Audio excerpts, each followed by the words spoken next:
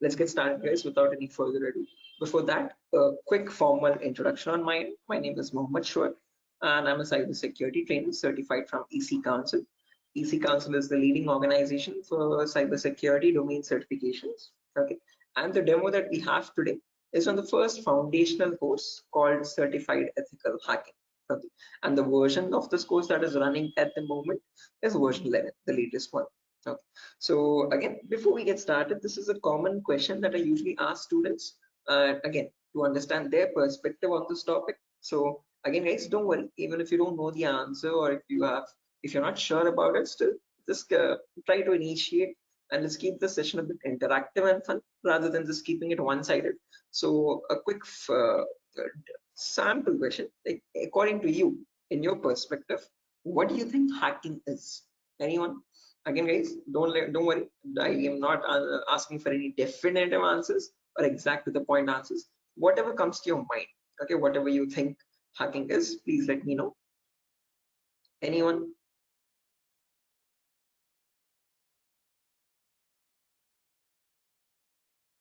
Try to breaking the system. Trying to breaking the system, is that breaking, right? I mean, did I get it right? Break into To the system access is, Yes, try to break. to access your personal things like computer, mobile. oh, okay, trying to break into the Uh, system or access personal things. Unauthorized access to the system or a data.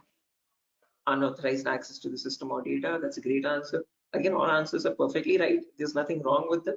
Perfectly correct answers. Anything else, guys? Does anyone else want to add anything to it?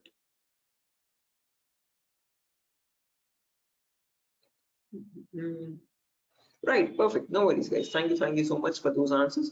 Those are exactly right. There is nothing wrong with them. Okay, but if I had to just add upon that hacking, that definition, I would add it as hacking is the procedure of trying to gain access to information systems. Okay, these information systems could be anything. They could be from as small as a mobile phone to as big as a web application server or a database or the cloud organization as well. Okay, and this is done without the permission or without the consent and knowledge of the person owning those systems. Okay, so if those systems belong to a third party person, that person does not know that someone is trying to gain access to their information or the data. Okay, and this is usually performed by hackers for their own benefit. So once they get access to the systems, they can steal the data, destroy the data, or sell the data as well to other third party vendors. Okay. Now, depending on this definition, we easily understand that hacking is a malicious job. It is a criminalistic task. If it is such a bad thing to do, why do we have a course called ethical hacking is the second question. Because ethical is something which is legal, which is allowed. And how can it stand beside the word hacking, which is completely contradictory? So to define ethical hacking, on the other hand, this is the procedure of trying to find vulnerabilities. Okay, a vulnerability is nothing but a flaw or a loophole in the information system. So usually manufacturers might make mistakes somewhere here or there in the coding of the application. Okay, so that gives rise to something known as weaknesses in the information system, or in technical terms, it is also called as vulnerabilities. Okay, and this vulnerability finding, or the process of trying to find these vulnerabilities, is done with the consent and permission of the organization. Okay, so this is done in order to report it back to the target, okay, or to the authority, so that they can apply the appropriate patch for it. And once a patch is applied, that vulnerability is closed. It closes the doorway for the hacker to cause any harm. So thereby, with ethical hacking, we're trying to increase the security of the organization rather than cause any harm. Okay. So that is the main difference, guys, between hacking and ethical hacking. Where in hacking, we are trying to find, again, the hacker tries to take advantage of those vulnerabilities and tries to get information access. But in ethical hacking, you're trying to find those vulnerabilities, you're trying to report them back to get them patched so that you can increase the security. Okay, so I hope these two definitions are clear, guys. Again, if you have any questions, or if you have any queries, or if you want me to repeat something, please do not hesitate to let me know. Okay, feel free to interrupt me at any certain point. Okay, so now, depending on these two definitions, guys, of hacking and ethical hacking, we can categorize the types of hackers. So basically, there's three types. There's someone known as a black hat hacker, a gray hat hacker, and a white hat hacker. A black hat hacker can also be termed as a cyber criminal who performs hacking for his own benefit, okay, or sometimes even just for fun, without asking for consent. On the other end of the scale, we have the white hat hacker. Okay, white hat hackers are also known as ethical hackers or penetration testers. These are the people who abide by the laws and policies of the organization, and they work hand in hand with them to find the vulnerabilities and report it back. They do that so that they can secure the infrastructure rather than causing any harm. Now, in between, there's a third category, also known as gray hat hackers. Now, from the name itself, you can figure out they have some qualities of the black hat hacker as well as the white hat hacker, hence a mixture. Okay, so like a black hat hacker, they don't ask for permission before finding the vulnerabilities, but once they find the vulnerability, they report it back to the organization. Okay, and that is done in return for a bounty. A bounty is nothing which benefits them. It could be a financial reward or a reputational reward, anything which benefits them or their careers. Right. So all these three types of hackers, whether it be a black hat hacker or a gray hat hacker or a white hat hacker, they perform hacking or ethical hacking in a certain number of steps. Okay. And those steps collectively are called as hacking cycle or cyber kill chain. Okay. Now let me list those steps out one by one so that you can have a clear picture of what the whole course is about, and then we'll briefly discuss about all of them. Okay, so you can ask your questions regarding those. Okay, so the first step that you perform in hacking cycle or cyber kill chain is known as information gathering. Now, certain organizations term this step in different names. They can also call it as reconnaissance or footprinting. Second step is known as scanning. It can also be referred to as enumeration. Third step is gaining access. Fourth step is maintaining access. And the last step is known as reporting or clearing traces. Now, the reason I've specifically mentioned "or" in the last step over here is because that is where it makes all the difference between the white hat hackers and black hat hackers. If you're a white hat hacker or an ethical hacker, you would perform the first 4 steps and then you would generate a report with all the vulnerabilities and the solutions for that and submit it to the organization. But if you're a black hat hacker, obviously you're not going to submit the vulnerabilities, but you're going to take advantage of them. You're going to attack the system, get access to the data, steal the data, and then remove all the evidences, which is nothing but clearing the traces or removing the footprints. Okay, so any questions or doubts, guys, up to this part before I proceed further into the technical part? Any queries or any confusion at the moment? Again, guys, I hope the audio and video is fine. Any issues with my audio or video? Okay. What is this enumeration, sir? Again, yeah, we'll be coming to that, guys. We'll discuss each of these steps one by one so you have a better understanding of what all of them are. Okay, at the moment, until now, here there are no questions, right? Because I guess there's some issues with the audio or video. Some people are exiting and rejoining again. Any issues, any technical issues with my audio or video at the moment? Okay, perfect. Sir, your voice is breaking. Oh, my voice is breaking. 1 second, guys.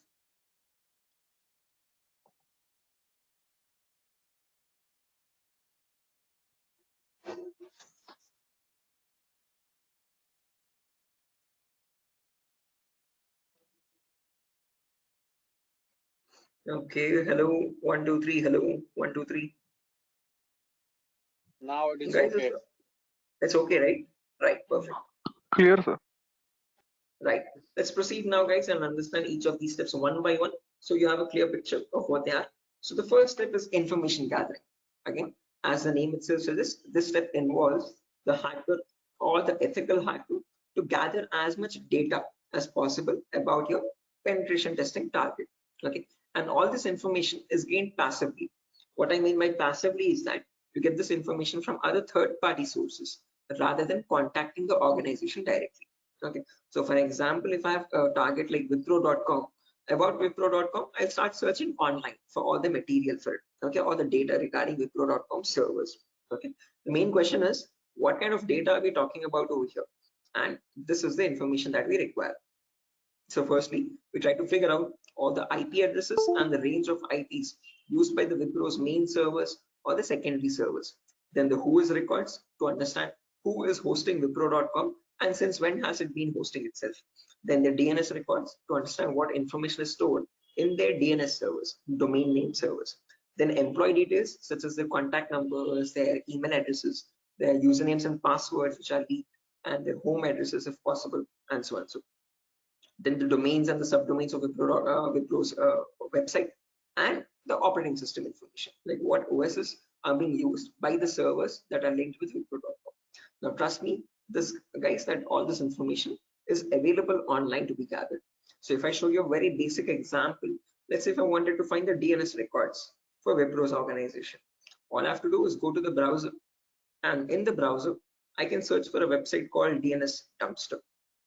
This website is available for free for anyone to access. You can click on the first link, and over here you can just search for Wipro.com, and you can click on search, and now this is going to fetch and give you all the information about the Wipro's DNS servers. So first things first, it tells you where the Wipro servers are being located on the geolocation map.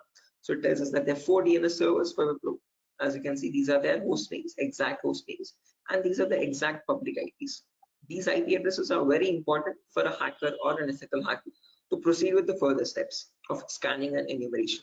Okay. After that, we can see that there's the host record telling us what are the Wipro servers IP addresses and subdomains IP addresses. So this is the main Wipro.com server, which is being hosted on the IP 66.7.148.227. Again, this information is very relevant for a hacker or an ethical hacker to proceed further. Further down, you can also see it also gives us the complete network topology. So this is how Wipro servers are connected to one another, and we have the whole network topology with the host names and their IP addresses. Okay, so this is basically whole Wipro's organization main server data. So again, this data is readily available, guys, for anyone to be accessed. That is not the vulnerability. Wipro themselves manually give out this data so that everyone around the world can access their servers. If this information is not given out, not many people will be able to access Wipro services and the website. Okay, the giving out of information is not wrong over here, but not checking if the information that you're giving is secure or not is the vulnerability. Okay, so we have to see that whatever Wipro is disclosing, all these servers one by one are completely secure. Okay, after information gathering is done, then we go to the next phase, which is known as scanning or enumeration. Now, one of you asked me what scanning or enumeration is. This is nothing but trying to get some extra information about the target by making active connections. What I mean by active connections is that you will directly connect to Wipro servers, and from them you will try to fetch the information. Okay. Similarly, when we talk about enumeration, that is about gathering as much information as possible about all the services that are running on the target organization. So in a Wipro's organization, you might have DNS servers, DHCP servers, SNMP servers, Telnet servers, SSH servers. These are the multiple servers, multiple web servers, or multiple other organizational servers. So about each of that server, you need to get information, like what version of services are they running and what applications are they running. So enumeration is trying to gather information about all the servers one by one by making active connections with them. Okay, so you're directly going to ping those servers and you try to fetch the information from them directly rather than contacting any third-party organization. Now, when we talk about scanning or enumeration, there are 3 types of them. There's something known as network scanning, then port scanning, and then finally vulnerability scanning. In network scanning, we can try to figure out on the target network what all devices are active. Okay, so what operating systems are they using, what servers are available, what client operating systems are there. So trying to understand what all devices are they using, IDS, IPS, routers, switches, what all devices are there. On those devices, then you perform port scanning. Port scanning is where you try to figure out what ports are open, and on those ports, what services are there running. Okay, what applications are there running. Then finally, you perform vulnerability scanning to figure out on those services, are there any vulnerabilities? Are there any weaknesses that you can attack on? So during this phase, we'll be using 2 important tools called Nmap and Nessus. So if I just search for enable Nessus over here, this is the tool that is used in organizations as well.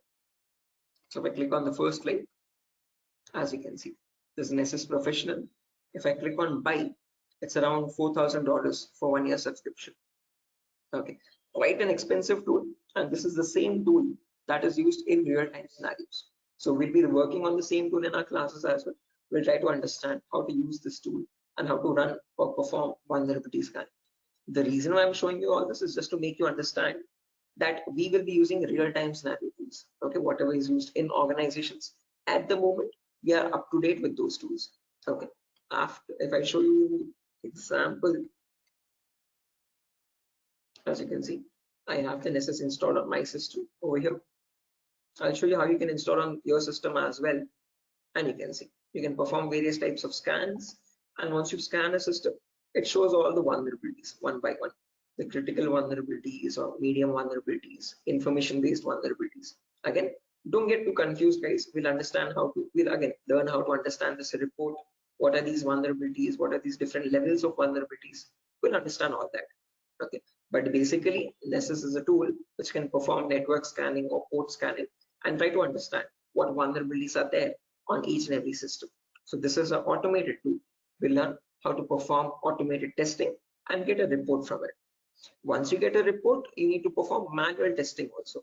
Okay, and that is nothing but our next phase, which is gaining access. Okay, so this is a huge concept. It covers a vast variety of topics, guys. We'll discuss them one by one. Okay, so the first topic that we'll be learning in gaining access is system hacking. So in system hacking, we'll understand how we can crack or bypass a Windows operating system password. So if you have Windows 7 or Windows 8 or Windows 10 or Windows 11, does not matter. Okay, whatever operating system you have, how do we crack that operating system? How do we get the information about their passwords? If you are unable to get the passwords, how can we bypass authentication and get access to the internal files, is what we learn in system hacking. After that comes malware attacks. Malwares are nothing but, in short, malicious softwares. So we'll practically learn how to create each of these malwares, whether it be viruses or worms or trojans, spyware, whatever it be. We'll understand how malwares are generated and how we can protect our system from malwares. Or if there is a malware already installed, how can we detect that malware and prevent it from running further or causing any further harm. Okay, then there's a bonus topic called malware advanced. This is again not included in the CH curriculum.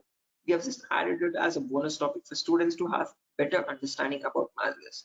In this, we'll be sharing the resources to understand how you can create your own malwares by using Python program. So just in case if you know Python, well and good. If not, also not an issue. We'll be sharing the resources as extra material to understand. So if you are interested in malware development or so, this is a very important bonus topic for you. After that comes network penetration testing. In this, we'll learn all the common network attacks. So in a network, you have multiple, again, devices, IDS, IPS, multiple different types of servers like mail server or DNS servers, DHCP servers, SNMP servers, and so on. So we'll understand how to check for vulnerabilities on each of these servers. Along with that, we can perform a few attacks as well. Sniffing attack, man in the middle attack, denial of service attack, or distributed denial of service attacks, DDoS. Okay, and hacking Wi-Fi routers, trying to crack the password of Wi-Fi routers and getting access to those routers. All this comes under network penetration testing. Okay, all the common attacks that we can perform in a local network. After that comes social engineering, where we learn how hackers create fake websites. Okay, whether it be Facebook.com, Instagram.com, Twitter.com, or Flipkart.com. How are hackers creating fake login pages? And from those fake login pages, how are they getting the passwords, credentials? So we learn what phishing attacks are, what are the other social engineering attacks through which hackers attempts into getting their passwords. Okay, so we'll learn all that, and we'll also understand how to prevent these attacks, how to distinguish between a fake page and an original page, and so. After that, we have web application pen testing. In this, we learn all the common vulnerabilities that exist on websites. So again, websites also have some weaknesses, okay, on which attackers can exploit and try to get access to the internal web server data or the internal database data, and so on. So to list out a few, there's vulnerabilities such as SQL injection, cross-site scripting, broken authentication, file upload vulnerability. Now, might sound very technical, guys, but these are the weaknesses using which hackers can get access to your information, to your passwords and usernames. Okay. After that, finally comes hacking mobile phones, where we learn how we can hack an Android phone and get access to that Android phone remotely. After gaining access is done, then we have maintaining access and clearing, again, maintaining access, reporting and clearing traces, where we learn how we can maintain persistent connections. So if the target is restarting his system or shutting it down and starting after a very long time, how do we get access to that data? how do you still stay connected to the victim machine, is what we learn in maintaining access. After that comes reporting of clearing traces, where I'll show you how you can generate a report and submit to your client or submit to your organization, or how do you remove the evidences. So this course is designed in such a way where we learn both the perspectives of a black hat hacker as well as a white hat hacker. Okay, and it's designed in a completely practical way, no theoretical nonsense. Every day we'll have a class for 1 hour, where the first 20 minutes we'll discuss the theoretical part, understanding what that attack is or how to prevent that attack, and then the remaining 40 minutes we'll discuss the practical part of it, okay, with real-time scenario tools. To list out a few tools, we'll be using this tool such as Nessus, we'll be using Nmap, we'll be using Burpsuit, we'll be using the whole main Kali operating system, okay, which I have over here, as you can see. Okay, before that, let me show the course content as well, guys, very quickly. So yeah, this is over here, the course content for the whole course. Okay, and the course is for a duration of 35 days, where we learn from the very basics itself. So most of the students ask this as a question, like, sir, are there any prerequisites? Do we need to learn something else separately? No, this course is designed in such a way where even a 10th standard student can come and learn the course for, without any trouble. Okay, because all the prerequisites are included in the course itself. So before we dive into the advanced concepts, there's a few prerequisites which we will cover. The first few introductory classes. First things first, we learn about networking basics. We learn what IP addresses are, what are IPv4 addresses, what are IPv6 addresses, what is a DNS server, what is DHCP server, all the important protocols, what is TCP protocol, what is UDP protocol. We'll discuss all that in networking basics. Then we'll jump into virtualization. Okay, virtualization, because as you can see over here, I'm running my Windows 11 operating system. On top of this, I'm running my Kali OS. Kali is a Linux-based operating system. Okay, and we need to install this.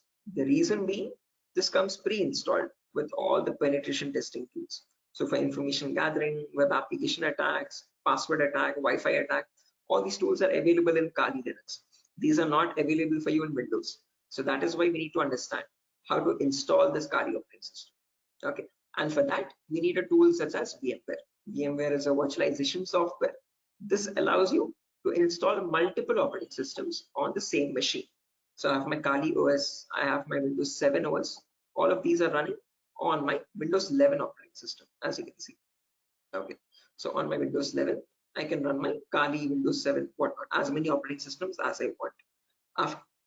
After that is done, then we learn basic Linux and Windows commands, because as I've mentioned, we'll be using Kali Linux. So we need to know how to operate that OS. Okay, so we'll understand what the basic Kali commands are. We'll get familiar or comfortable with the Linux environment, and then we'll dive into the advanced concepts. Okay, so there's a few extra concepts there mentioned as well, as you can see over here: cryptography, reverse engineering, IoT, cloud security. These are not mentioned in the presentation for us, but these are all the topics that we'll be covering. Okay, the whole course duration is around 1 month, guys, 30 to 35 days, and we'll have a class from Monday to Friday onwards for every day for 1 hour. Okay, and the timings will be same. We'll have timings at 8 p.m. Every class will be recorded, and you'll be getting the recordings as well online, which we will have permanent access to. So just in case if you're missing out any class, you can access the recordings whenever you want. Okay, if needed, we can take backup classes as well on Saturdays and Sundays, just in case if there's a lot of absence. Okay, so yeah, that's that, guys. A quick introduction on what the course is and how long the duration of the course is.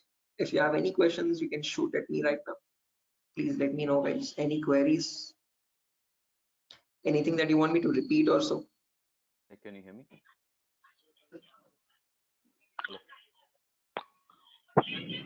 Hello. Yeah, hi.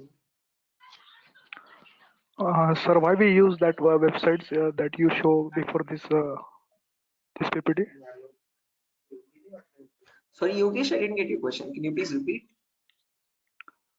Sir, we as you said that we use some websites for ethical hacking. So that website that you opened before this PPT, I'm asking about that Yeah. website.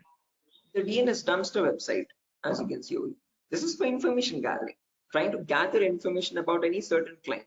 So before we perform hacking, it's very necessary that we know all the data about that organization or the data about that target. So in order to get that data, we have to visit these third-party websites. Okay. Sometimes your organization might not give you that data sufficient for us. Okay. That is why we need to gather that information from other third-party sources, websites like DNS Dumpster and so on. Okay. The more the data you have, the more possibilities you have to attack the system. Okay. The more attack vectors you can find or possible paths you can find to attack the system. Okay. So that is why it is necessary to access these websites and get the data about our target from these websites.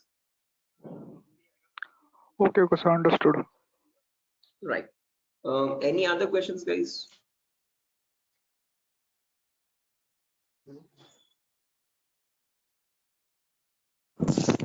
Sir, which type of penetration testing we are going to learn here? Again, CEH is a very comprehensive course, guys. We're not going to be going into any advanced level penetration testing, but we will learn all the kinds of, whether it be web application pen testing or network penetration testing or system hacking or Android pen testing. We'll be covering the basics of all of them. This is a course designed for people who are completely new to cybersecurity, and we can't leave out any endpoint. So we need to understand how to perform network security testing. We need to perform web security testing, Android security testing as well, and Windows or Linux security testing as well. So we'll be learning all of them one by one. Okay, we'll be covering each and every endpoint that is left, as you can see over here in the course content. Okay, but as I've mentioned, we won't be going in depth of all of them. We'll learn how to check for security vulnerabilities, basic vulnerabilities, and how to remediate them, how to remove those vulnerabilities. Okay, if you want to learn about any advanced after CEH is done, then you can go with advanced courses such as web application pen testing for bug bounty. This course is specifically designed only for website security testing. So in this, we'll be going with OWASP Top 10. Okay, this is an organization which gives you the list of necessary vulnerabilities that you have to test for, and this course only focuses on web applications, nothing else. Okay, so after CEH is done, then you can choose a specific domain, and depending on your interest, you can choose your specialization. Okay, whether it be website security or Android security or network security or cloud security and so on. So Okay, sir. Thank you. right. Any other questions, guys? No, sir. Right. Okay. After So course completion, certification provided. yes, if anyone is interested in writing the CEH certification as well, we provide support for that also. There's complete pass guarantee. So I usually handle the certifications myself. So if you're planning on writing a So this is certification, job guarantee. this is what? Sorry. Job guarantees. Sorry, I didn't get you guys. Can you please repeat that? Hello. After this course, his job is. He's asking Oh, a yeah, placement again, assistance. job assistance. Again, guys, at Durgasoft, you're not going to be providing any confirm guarantee that we'll be placing you in an organization, but we'll be sharing your resume once you forward it to our consultancies. Okay. So in the price of 8,000 rupees, we are only including the course content with the course completion certificate. And if you're planning on writing a certification, we will give you certification support as well. Okay. So at that price of 8,000 rupees, we are not in contact with the complete job placement facility, but we do have few consultancies where we can give you your resumes too. Okay, once you're done with the resume preparation, I'll be helping you out in understanding how to create a resume as well, depending on a cybersecurity profile. I'll be also sharing the common interview questions, and I have a few references as well to whom I can forward your resumes. Okay, and again, we will be giving you the interview calls, and you can start attending interviews over there. Okay, again, it depends on your skill set and your practice on how well you do the interview. So we don't guarantee anything, but we will definitely show you where you can start applying. If it's necessary, I can just give you one source now itself. You can, after your course is done, this is the common website that I usually suggest for students, jobs.null.community. This is a website only specifically for cybersecurity job roles. Okay, nothing else. As you can see, Null Jobs. This is the website. Okay, and these are all the different domains, and you can start searching over here. So if you're a complete fresher, just click on freshers or internships, and these are at the moment these are the available placements. Okay, so for internships, okay, if you're not into internships, you want a specific job role, you can start applying for VAPT, vulnerability assessment and pen testing. These are the ones at the moment for cybersecurity. After the course is done, you can start applying over here also. So this is one website that I suggest to most of the students once the course is done, to start applying for jobs. Okay. So again, how well you do, it depends on your skill set and your practicing, guys. Okay. And this website is specifically only for cybersecurity jobs, nothing else. Okay. Any other questions, guys? No, sir. Thank you. Right. Again, if you practice properly and if you're done with the course, guys, and if you're thorough with all the concepts, getting a job in these portals is not that tough. Okay, there's a lot of students from our previous batches as well who have searched for jobs in this nuls.job.co.in and they found their internships and their jobs. Okay, so again, as I've mentioned, once you sit for the interview, it's all on you. Okay, so it depends on your preparation of how well or bad you do. So we can't guarantee anything, okay, because that's on your skill set, but we can at least show you where you can start applying for jobs. Okay, so yeah, that's that, guys. Nothing further for our session today. And yeah, if you have any queries, again, over here is my number, just in case if you have any queries, technical queries, you can let me know. This is the number over here, 7680069. Hello. 768. Hello. Yeah, I can hear you. Prabin, I can hear you. Yeah. So I just wanted to know. Actually, I'm a working professional. I'm Right. I'm working on the front end side, but wanted to move into this domain. So, what suggestions could you, give me on that side? Again, saying I would recommend if you're completely new to this domain, go with Certified Ethical Hacking, CH version 11. This is a foundational Okay. course for people completely new. So you'll be learning everything from scratch. After that is done, if possible, if time and financial permits you, you can write the certification as well from EC Council. So there'll be a CH examination for 125 questions. Okay, and if you give 75% of them right, you get certified from EC Council. You get a certificate from the US organization. Okay, so that adds edge to your resume. If not, if you are not, again, certification is quite costly. It's around $500. So if you're not planning on writing the certification, I would recommend doing some extra advanced courses as well after CH is done, and then add that at least to the resume to build some edge again. Okay. Okay. And is there any coding involved here, or is it into completely into, the No, security part? not at all. In CEH, you don't have any requirement for coding level language. But if you're planning on going for some advanced courses like web application pen testing or profile security testing, there you might need to have some basic knowledge. Okay. So when we talk about web application, it is necessary that you have basic knowledge on HTML and JavaScript. Okay. But when we talk about CEH, the foundational course, for this we have no requirement for any coding level language knowledge. Okay. And what kind of roles are we can apply after the completion of this course? Like someone is if having 5 years of experience and he has transited into this particular cybersecurity, what kind of roles would be available? Again, as you can see over here, these are the roles that you can start applying for. VAPT assurance lead, VAPT senior security analyst, cybersecurity consultant. These are all the job roles. Penetration tester, security analyst, or monitoring job roles, and so on. Vulnerability assessment tester. These are the job roles you can start applying for. Okay, cool. Thanks. Right. Any other questions, guys?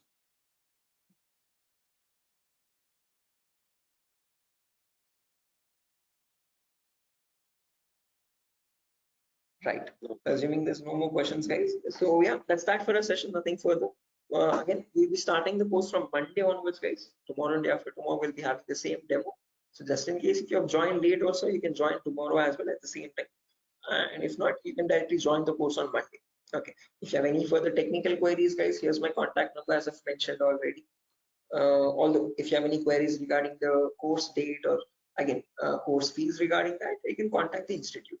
Okay. So yeah, that's that, guys.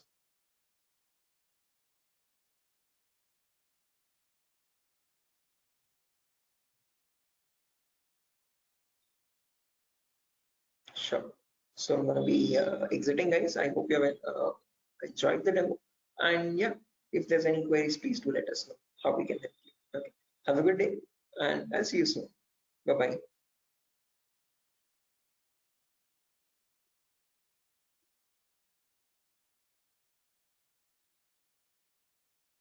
Thank you, guys. Thank you.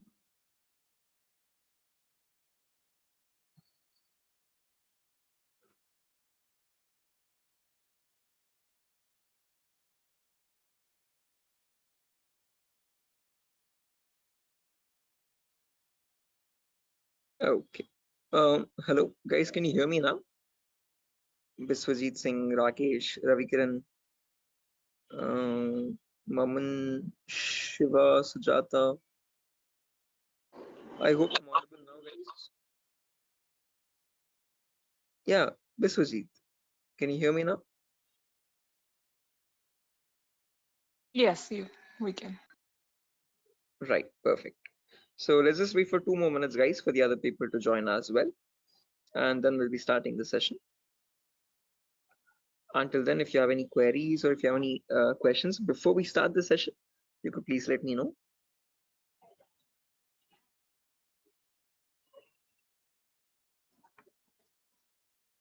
So, Yes, I excuse can me, hear sir. you. Yeah. So is this the same demo was on Sunday? Yes, the same demo itself, guys. Oh, okay. I have attended on Sunday, so I thought it would be some different or what. No, it's the same demo, guys. A shorter version of that same demo. Again, we'll be starting the live classes, or the course is going to start from Monday onwards. So just in case we're planning on joining the course, you can join from Monday. The first class will be on networking concepts. Okay, thank you. Tomorrow as well, we'll have one last demo. So Thursday and Friday, today and tomorrow will be the last demo sessions, just in case if students have missed out the previous demos, they can join. That's one last chance for them. And then from Monday, we'll be starting the course itself. Yeah, okay. So just in case, guys, if there's anyone who has already attended this demo session, again, just a heads up, this is going to be the same demo. It's not going to be any different from the previous ones. Okay, this is just backup sessions or backup demos for people who could not join earlier. Okay. Thank you. Sure.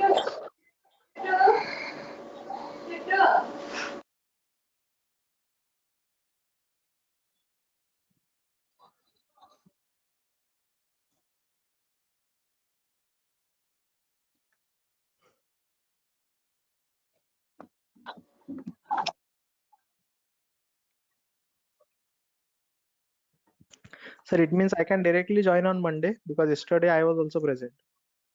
Yeah, sure, guys. Again, as I've mentioned, it's the same demo. It's not gonna be any different. So this is only for people who are completely new to it, who have not attended the previous demo sessions. So if you have already attended the demo session, guys, you can join back on Monday itself directly. Okay, and the timing will be same at 8 p.m. Same time, 8 o'clock in the night. Okay, thank you. Sure. Okay, guys, so let's get started without any further ado. Before I get started, a quick formal introduction on my end. My name is Mohammed Shoaib. I'm a cybersecurity trainer certified from EC Council. EC Council is the leading organization for cybersecurity domain certifications. Okay, and one of the courses that it provides for people who are completely new to this domain is Certified Ethical Hacking version 11. This is the latest version of the course that is running at the moment, and this is a course designed in such a way for people who are completely new to this domain. So if you have no knowledge about what cybersecurity is or what hacking or ethical hacking is, this is the course to get started with. Okay. So before I proceed further, this is a common question that I usually ask all the students just to understand their perspective on this topic. So again, guys, let's keep the session a bit interactive and fun. So my first question to you is to understand what your perspective is on hacking. So again, not asking for exact definitive answers, guys, but just to understand your view on it. Okay, so whatever comes to your mind, please do let me know. In your terms, what do you think hacking is? Anyone? There's Biswajit, there's Maman, Rakesh, who else? Shafiuddin, Shiva. Hello, Yeah, Biswajit, I can hear you. sir. Actually, according to me, hacking means to hack the information of organization or any systems. Right, yeah, hacking information or getting access to the information of organization systems. That's a good answer, Biswajit. Anyone else, guys, who wants to add anything to that? That's a perfectly right answer. There's nothing wrong in it at all. Perfectly all right. Any other additions to that, guys? Anyone who wants to append anything to that answer?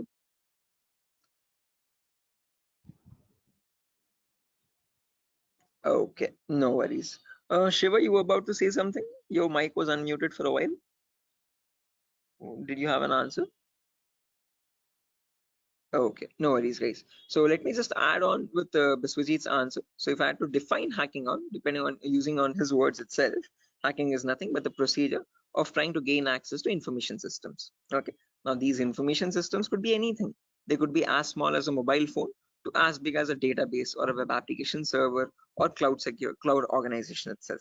Okay, and this gaining access to these devices is done without the permission and the consent of the person owning those systems. Okay, so the organization who owns those systems has no clue that someone is trying to gain access to their data. Okay, and this is usually performed by hackers for their own benefit. So once they get access to the data, they can steal it, they can destroy it, or sell it on the dark web to other third-party vendors. Now, if hacking seems such a malicious job, why do we have a course called ethical hacking? Is the second question. Because ethical is something which is completely legal. And how could hacking become legal now? That's the main question. So when we talk about ethical hacking, on the other hand, guys, this is the procedure of trying to find vulnerabilities. Okay. A vulnerability in simple terms can also be called as a weakness or a loophole in the information system. And using these weaknesses only, hackers try to get access to the target informations, target information systems data. Okay. So your job as an ethical hacker would be to find these vulnerabilities before a hacker does. And this is done with the consent and permission of the organization. So once you find these vulnerabilities, you have to report it back to the organization so that they can apply the patch for it. And once a patch is applied, you're thereby increasing the security of infrastructure and preventing hackers from causing any further harm.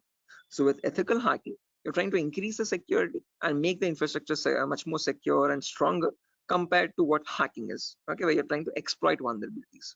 Okay. So you see, are these two definitions clear, guys? Like what is hacking and what is ethical hacking, and how are they different from one another? Because most of the students have a misconception that both these terms are one and the same. No, guys, we're not going to be performing hacking. We'll be learning ethical hacking in the course. Okay, we won't be exploiting the vulnerabilities, but we'll see how to search for them, how to find them in an organization's systems, and how to report them back to the organization. Okay, so that we can prevent hacking from happening. Now, depending on these two terms, guys, we can categorize the different types of hackers as well. So we have someone known as a black hat hacker, then we have someone known as a white hat hacker, and in between there's someone known as a gray hat hacker. Okay, so firstly, the first category is black hat hackers. These people are also commonly referred to as cyber criminals. Okay, these are people who perform hacking for their own benefit, and they do this by asking no consent at all. On the other end of the spectrum, we have the white hat hackers, who are also termed as ethical hackers or penetration testers.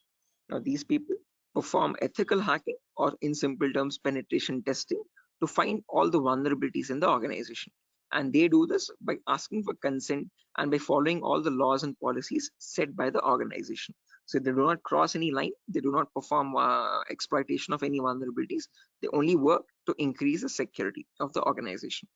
Now, in between white hat hackers and black hat hackers, there's someone else known as a gray hat hacker.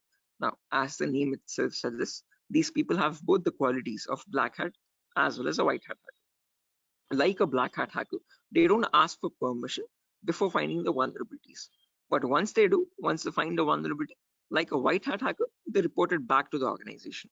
Okay, they don't take advantage of it, they don't exploit it and try to attack the system, but they report it back so that they can help the organization. But it's a give and take relationship, so it's a there's kind of a bargain over here. Okay, the catch is that these gray hat hackers ask for a bounty in return. Okay, a bounty is anything which benefits them, so they could ask for some prize reward, or they could ask for some reputational reward, anything which benefits their career and profile.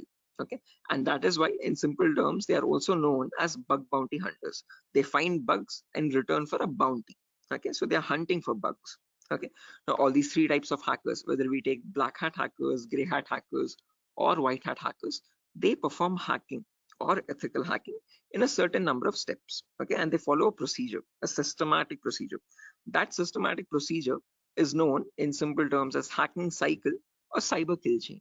Okay, various organizations categorize these steps into various numbers, but if I had to summarize it up, there are 5 important steps in hacking cycle or cyber kill chain. Whether you take a black hat hacker, or a white hat hacker or any kind of a hacker, he needs to follow the same procedures as well. Okay. Now let me list them out first, and then we'll discuss in detail about each of them, so you have a clear picture of what the whole course is about. Okay. So the first step is known as information gathering. It can sometimes also be referred to as reconnaissance or footprinting.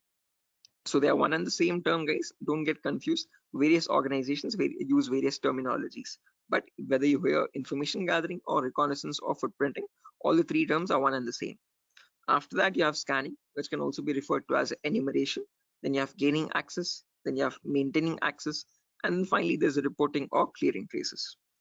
Now, the reason why I've mentioned or over here in the last step in capitals is because to make it a note to understand that this is the only step where you have a difference between black hat hackers and white hat hackers. Now, whether you're any kind of a hacker, whether it be black, white, or gray, the first four procedures are to be followed mandatorily. So you have to follow those first four procedures in the same order. After that, in the end, what changes is the last thing that you do. Okay, if you're a white hat hacker, you would definitely report all the vulnerabilities that you have found with the remediations, with the solutions to remove those vulnerabilities.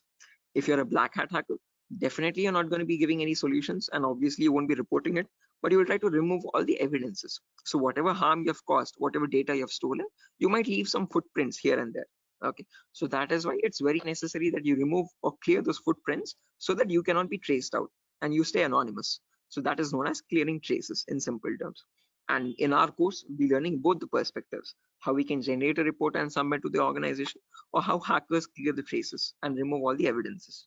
Okay, now let's briefly discuss about each of these one by one, guys, so you have a better idea on the whole course. But before that, any questions, guys, for anyone? Again, please feel free to interrupt me at any certain point. Do not hesitate to ask a question. Please Hello, let me know. Yeah, Biswajit, I can hear you. sir, is this class is getting recorded? Yeah, this will be recorded, definitely. Every single class that we take will be recorded and it will be uploaded to the Google Drive. So even once we start our course as well, the whole duration of the course, every single day we'll take a 1-hour class, and each class will be recorded and uploaded to the Google Drive. So that just sir. in case if you're missing out, if you're absent for a session, you can access the recordings whenever you want to. Okay. Okay, sir. Actually, from the starting, you told about hacking and ethical hacking. So, could you please briefly tell me? Hacking means like you're hacking the particular cadence, some credential information, like something personal information you are hacking. But ethical hacking was that I did not get it properly. Good question. Again, Biswajit, when we talk about hacking, this is something that cyber criminals perform. Okay, hacking is where you're trying to get access to information devices. Okay, and using those information, what you do with that information defines what kind of hacking you do. Okay, so in ethical hacking, we are trying to understand how hackers are hacking that information. So what are the procedures are they following, and how are they actually finding that vulnerability, and how are they checking for those vulnerabilities on the systems? Okay, so we as ethical hackers try to find those same vulnerabilities that hackers use, and we try to rectify those vulnerabilities. We try to apply the patches for them. Okay, so just like how hackers do it, we are going to do it in an ethical manner. Yeah. Okay, that means, sir, if a hacker is trying to hack the some particular information, and the ethical hackers are there to prevent that through their coding or whatever the algorithms, I think. Exactly. Again, in simpler terms, it's not about algorithms and stuff, but it's about the source code actually. Okay, so whatever it is known as a vulnerability. A vulnerability is a weakness or a misconfiguration of the system. So ethical hackers do the job of finding those vulnerabilities before a hacker can cause any harm. Okay, and once the vulnerability is found, they disclose it to the organization, and organization will remove that vulnerability so that your systems are secure. Okay. Sir, then although you told about the black hat hackers, red hat, and gray. So what are the what are the job responsible of the three hackers? Again, yeah, I'll be coming to that as well, Biswajit. So when we talk about ethical hackers, we have a certain few job roles that we can apply for. I'll be discussing that at the end of the class. Okay. Until this part, any questions or doubts? Okay, hacking cycle, and you information gathering, scanning, in information. You will tell detail about this chapter, I think. Right now, yeah, that's the main thing to do right now. I'll be doing that now. Okay, sir, you continue. Sure. Right.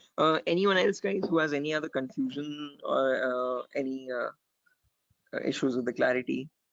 Mamun, Shafiuddin, Shiva. Right. Okay. Now let's briefly discuss about each of these terms, guys, one by one, so that you have a better picture of what we are going to be discussing in the course as well. Okay. So the first step is information gathering. Okay. As the name itself says, information gathering is nothing but trying to gather as much data as possible about the target organization. So if we take our client, for example, Wipro.com, for the time being, we need to gather information about Wipro servers. Okay.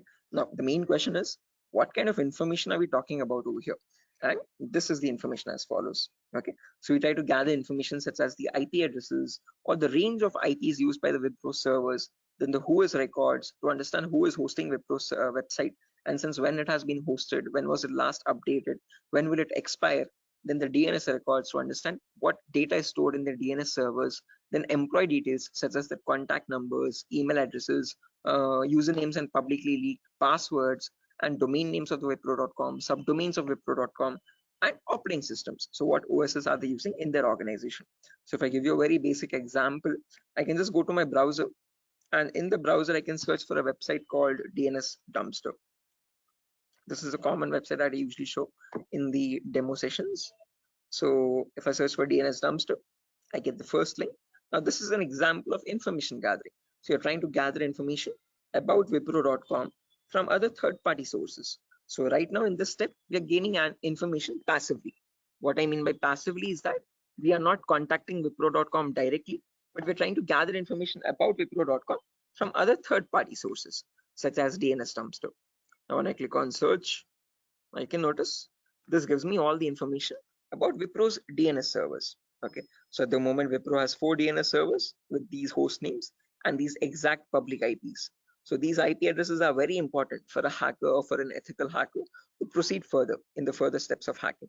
Okay, after this information is given out, we can see the mail servers, we can see the DNS servers, we can see all the host records, which are nothing but the main servers of Wipro.com, the main domain name and the other subdomains, and their exact public IPs. Scroll down much further and you can see the whole complete network topology. So this is how Wipro's servers are connected to one another. Okay, so these are all the servers of Wipro.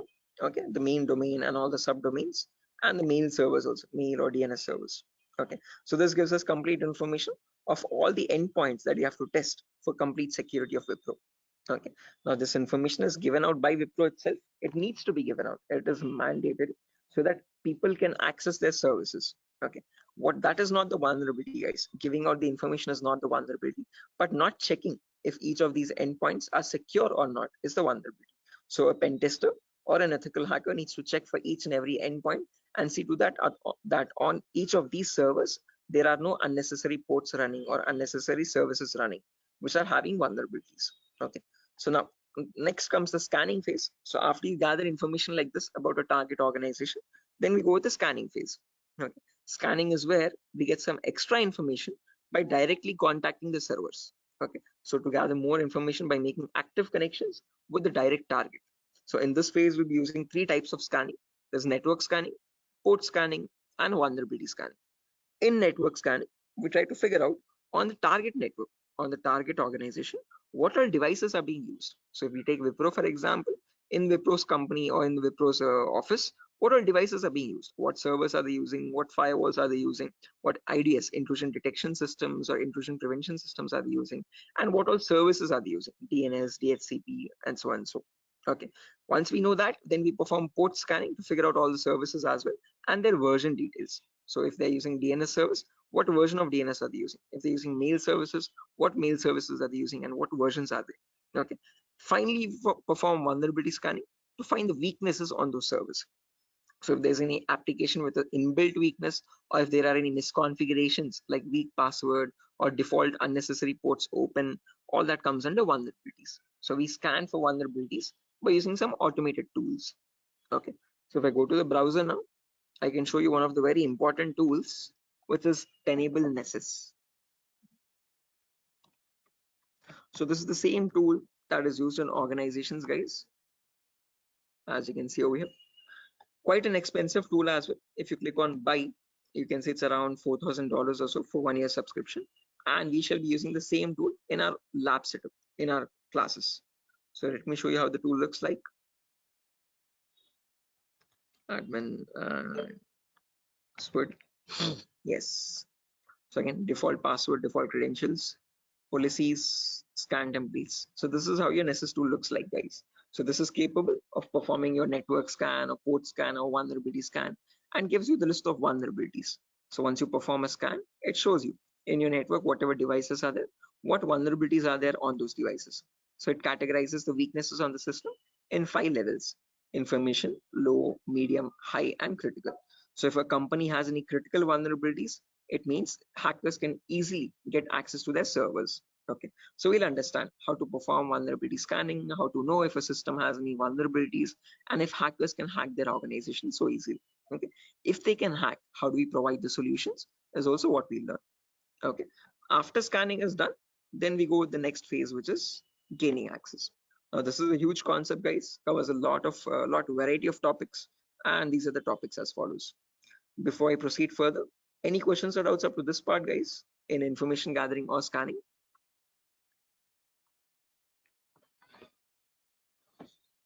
Biswajit, Mamun, Shafiuddin, Shiva. Please do not hesitate, guys. If you want me to repeat something, I will definitely do. Sir, Yeah. Sir, please repeat that first part. Which one? Like before gaining access, you told about some gathering information. Like I understood that what if their system in vulnerability in the system, so hackers are easily hack that system. So I understood somehow. Oh yeah, in information gathering again, Biswajit, as I've mentioned, we try to gather information from other third-party websites. So there's websites like DNS Dumpster, Hunter.io. So from other third-party sites, we gather information about the target. After that, then we perform scanning. So we directly get access to target servers or whatever target it is, whether it is Wipro.com or so and so. Okay, and in their target organization, we perform the scanning to figure out in their network what devices have what vulnerabilities. So in my local network, I have scanned for 3 devices, and in each of these devices, I can see the weaknesses on each system. Okay, tells you what the weakness is. Okay, if there's an unsupported OS, what is the solution to remove that vulnerability, and what can be performed with that vulnerability. So this scanning tool gives you that up-to-date information. Okay, so this is all this all comes under automated vulnerability scanning. Okay, so this is something that you always perform in an organization to test for vulnerabilities on different systems. Okay, it is software. Yeah, it is a software. This is the Nessus tool. The Nessus tool is nothing but a software that we have. Okay, sir. Okay. Right. So this is the same tool that is used, the same software that is used in organizations as well. Okay, and we'll be running in real-time scenario. Whatever tools that are being used, we work on them in real time. Okay. So yeah, now proceeding further, after all this is done, then we go with the gaining access phase. This is where we try to perform various kinds of attacks to get access to the systems. Okay, once we perform the scanning, once we know that these are the vulnerabilities on which you can attack on, next part is nothing but to attack directly, which is nothing but penetration testing. So in this, as I've mentioned, there's a huge set of topics. Okay, so let me discuss them one by one. So first topic that we'll be discussing is system hacking. So in system hacking, we learn how we can hack or crack or bypass a Windows operating system password. So whether it be Windows 7 or Windows 8 or Windows 10 or Windows 11, doesn't matter. How do we crack or how do we bypass the password is what we learn in system hacking. So if your system is password protected, how can you crack and understand what the password is in clear text? Or if you're unable to crack it, if it is too tough to crack, how can you bypass that password and still get access to the internal files is what we learn in system hacking. After that comes malware attacks. Malwares in simple terms are nothing but malicious softwares, and we'll practically know how to create each of these malwares. So people think that viruses are on the only malicious software is available on internet, but that's a misconception. We have multiple malicious softwares. We have viruses, we have worms, trojans, backdoors, spyware, rootkit, whatnot. There's tons and tons of malwares, and there's thousands and thousands of malwares added every single day. So we'll practically learn how to create each of these malwares and how to prevent our system from getting attacked by these malwares, or how to detect for malwares on our system. Then comes network penetration testing. Okay, in network pen testing, we learn all the common network vulnerabilities. Okay, so in an organization, in a local network, there are multiple services. There's DNS service, Telnet service, SMTP service, DHCP service. These are all the services or protocols used in a common organization. So we learn how to test for weaknesses on each of these servers. And after that, we'll also learn how to perform network attacks like sniffing attack, man in the middle attack, DOS attacks, or hacking Wi-Fi routers and cracking Wi-Fi router passwords. All this comes under network pen testing. Then comes social engineering, where we learn how to crack passwords from websites. Okay, so how do hackers make fake login pages, Facebook page, Instagram page, or a Flipkart login page, bank login pages? How do hackers get your passwords from these pages? Okay, how can they create fake login pages and send them to the victims and perform phishing attacks? All this comes under social engineering. Then finally comes web application pen testing, where we learn all the common website weaknesses. Okay. Is this useful for SOC analyst role? Yeah, Shafiuddin. We'll be discussing a very basic tool called Splunk as well. That is very important for your SOC analysis role. Okay. SOC is nothing but Security Operations Center, guys, just in case if anyone is confused. Okay. In SOC job roles, we usually see how to monitor and detect threats. Okay. Threats are nothing but attacks. Okay. So for that, we'll be discussing a very basic tool, a very important tool actually, but the very common tool used in SOC, which is Splunk. So this course was helpful for that as well. Shafiuddin. Okay, now after that, coming back to our topic, guys, as I've mentioned, we'll be discussing web application vulnerabilities, where we learn all the common website weaknesses. Now again, this might sound a bit technical, guys, okay, but these are a few common weaknesses that exist, such as SQL injection, cross-site scripting, broken authentication, file upload vulnerability, and so on. So these are the weaknesses that hackers use to get access to the web server, okay, or the databases in the backend. Okay, after that, we have hacking mobile phones, where we learn how to hack or crack an Android application phone. Okay, so how do we use Trojan attacks and get access to the Android phone remotely? Okay, after this is done, then we have two small topics, which are maintaining access and reporting or clearing traces. So this is the most important concept, guys, gaining access. After that, we need to know how to maintain persistent connections. So how do hackers maintain a connection even if the system restarts? Okay, is what is known as maintaining persistent connections. After that, we have reporting or clearing traces, where we'll see how to generate a report and submit to the organization. Or if you're a black hat hacker, how do they remove all the evidences? How do they clear the traces? Okay. Now, since not everyone is from a technical background or might not be from a technical background, we will discuss a few prerequisites as well. Okay. So the course is designed in such a way where you don't have to learn anything separately from outside. So if this is in a way to even a 10th standard student to understand this course in a simple and sufficient manner. Okay, so before we dive into all the advanced concepts, we'll be discussing these 4 prerequisites or 4 to 5 prerequisites.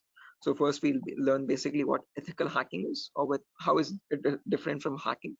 Then we learn virtualization. Okay. The reason why we need to learn about virtualization is because we'll be using a tool called VMware. So as you can see on my desktop, this is my Windows 11 operating system, and on this I have my VMware application.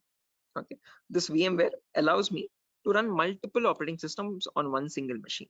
Okay, so as you can see, I can run my Kali OS, I can run my Windows 7 OS, Ubuntu OS, and so on. So, okay, the reason why we need virtualization is because we need to run something known as Kali Linux.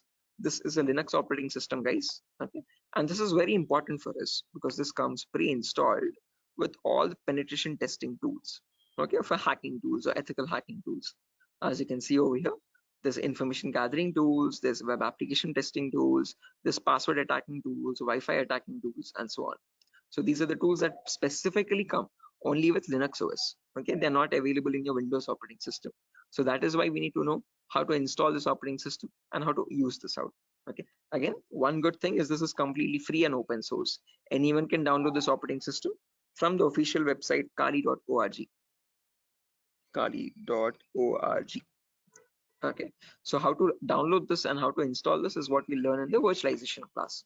After that is done, then we will go with basic Linux and Windows commands. So as I've mentioned, Kali is a Linux OS. So we need to understand how to use a Linux operating system. What are the basic commands in Linux and how is it different from Windows operating system? After that, we learn basic Windows server configuration, how to configure a DNS server, how to configure a web server in Linux, in Windows OS. Okay, and after all that is done, then we go with the important concepts. Okay, information gathering, scanning, enumeration, then gaining access, maintaining access, all that comes after that. Okay, so until these concepts are done, then you'll be ready for all the advanced concepts. So this is designed in such a way where you don't have to learn anything separately from anywhere else.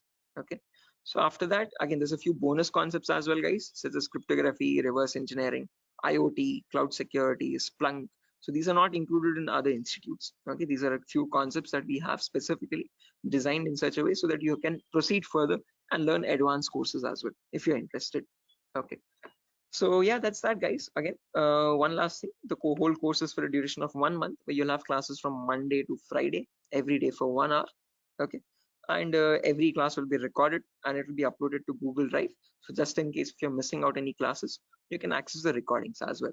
Okay, so yeah, that's that, guys. Any questions on your end?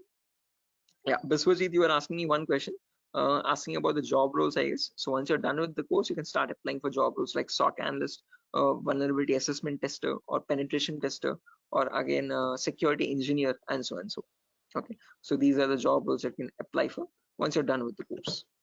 Actually, I have taken this course and I was just learning this course just to get a job in that ethical hacking, like information security and in any IT company. So actually, sir, as I came to know that, sir, is there any like coding algorithm required to just like to do such kind of activity in Good ethical question. hacking? Great question. This is a very common question that is frequently asked by students, that do we need any coding knowledge required for this course? Definitely not. So, sir, in CEH we will be discussing again. We will be primarily focusing on Linux operating systems. So we need to know how to use a Linux OS properly. Okay, so that is the only requirement which we will be learning throughout the course. Okay. Other than that, you do not require any coding level language knowledge at all. Okay, so coding or development knowledge is not at all necessary. Wherever it is, we will be discussing that basic necessity of it. Okay, so there are certain topics where we have a topic called malwares.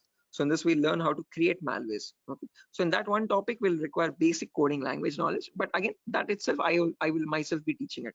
Okay, so you don't need to learn anything separately from anywhere else. And other than that, this one topic malware, we won't be using coding language at all anywhere. Mhm. So Ajay, so actually I am doing job in Linux support, like technical support. That's great. This is going to be a lot easier for you then. Mm. So actually that's why I want to change my career, change my like next job into information security on the doing ethical hacking courses. Yes, I one more thing that, sir, is it necessary to get the certification on ethical hacking, like you have done something Right. Again, it gives an edge, Biswajit. It's better to have a certification. If you're not going with certification, I would recommend you learn a few extra courses as well. Okay. After certified ethical hacking is done, then go with one advanced course, one specialization course like network security or web application security or so and so. So that will add you some much more value to your certification. Okay. So into your resume actually. Okay. So it's better to have certification, but if you're not having certification, just to increase or broaden your skill set, learn an extra course after CH in cybersecurity itself. Okay, there's many streams. Okay, we provide web application security as well, testing. So you can join this course as well, just in case if you're not doing a certification. Okay. Okay. So after that, web application security is another course. Yes. Okay. Okay, sir. In this syllabus, sir, what we will learn totally, overally, what we learn, how much we can work in a company. Again, as I've mentioned, CH is the foundational course, so you'll be learning about all the endpoints. So you won't be focusing on one of them, but all the comprehensively all endpoints. So we'll learn network security also, we'll learn wireless security also, we'll learn Windows and Linux hacking also, we'll learn Android security also, and we'll learn web application security also. But in CH, one thing is you are going to be like a jack of all trades, master of none. So you're not going in deep, you're not specializing in any one of the fields, you're learning about all the fields. After that, you can choose one specialization and you can focus on that. You can either go towards web security or cloud security or network security. Depends on your interest. Okay. Understood, sir. Then Right. that will the final and long-term career. Long term, yes. Okay. To get started first, usually in cybersecurity, you usually get monitoring job roles for a few months. Okay. After that, Okay. then you can go into deeper course. Mamun, are you going to teach all security courses? Yeah, I'm the same Okay. tutor, Mamun. So after CH is done, if you're planning on going with cloud security or web application security, we provide those as well. At the moment, mobile and network is not included, but just in case, since there's a huge boom, there's a huge requirement for web application. So that also I provide. Okay. Okay, sir. You can go with 1 year experience, Shafiq, not more than that with CEH. But if you like add a few more courses after that, like after CH, if you do web application and also, you can add a couple years experience, like 2 or 3 years of experience as well. Okay, because you need to know more tools with such years, that huge years of experience. They will ask you what tools you have worked on. Okay, so it's better you have a few knowledge on those tools. So with more the courses, you get more experience with different tools. Okay, sir. So will you please help with practically all the things? Again, the whole course. Oh, is it back-to-back training? Yeah, Mamun. Again, after the CH is done, I usually take separate classes for web application students as well who are interested to join that. Okay, so that will be a back-to-back session directly. Again, yeah, coming back to you, Biswajit, you were asking me something. What was the question again? I forgot. No, actually, I was asking, sir, what, sir? Forget. Anyway, I forgot as well. But let me try to recollect. Does anyone else remember, right, guys, what Biswajit was asking? Practical, yeah, good question. So again, the whole course is designed in such a way where it is 20-40 ratio, guys. So out of all the 60 minutes that we have every single day, the first 15 to 20 minutes will discuss the theoretical part. The remaining 40 minutes will discuss the practical part itself with real-time scenario examples. I'm not going to be boring you with theoretical knowledge. Only in the demo class and only in the first few introductory classes we'll discuss theoretical concepts. Once we start from the information gathering, everything is going to be completely practical based. Okay, with tools that are used in real-time scenario. Are you teaching cloud security? Yes, I teach cloud security as well, Biswajit. Okay, but again, as I've mentioned, that is usually taken up after CH is done. Okay, so we'll discuss on AWS security and again, mostly on AWS itself. Actually, I wanna make my career into that like cloud security part. That's why I was thinking how much practical you will teach here and how much we can be skilled enough in this course, so that we can be confident enough while attending the interview. So, will you please discuss on about the some like mock interview questions and resume building? Definitely, I will help you. I will send you sample resumes as well to understand how to create a resume for a cyber security profile. Okay, and along with that, I'll also share the commonly asked in interview questions. So I have a PDF document prepared for that specifically, which I share with all the students after the course is done for all the cyber security related interview questions. Okay, so I'll be sharing all that as well. Okay, sir. No, because I have planned after completion of this course, I have planned to move on cloud security by practicing those questions and all the practical things. Definitely. Again, if necessary, I'll be sharing the resources as well, Biswajit, separately for you regarding your cloud security content. Okay. So if you're planning on doing a course after CS is done, then you can contact me for that. We can do that course separately. Okay, sir. Okay, it's not included with DurgaSoft at the moment, but again, yeah. Okay, sir. Sure. Any other questions, guys, at the moment?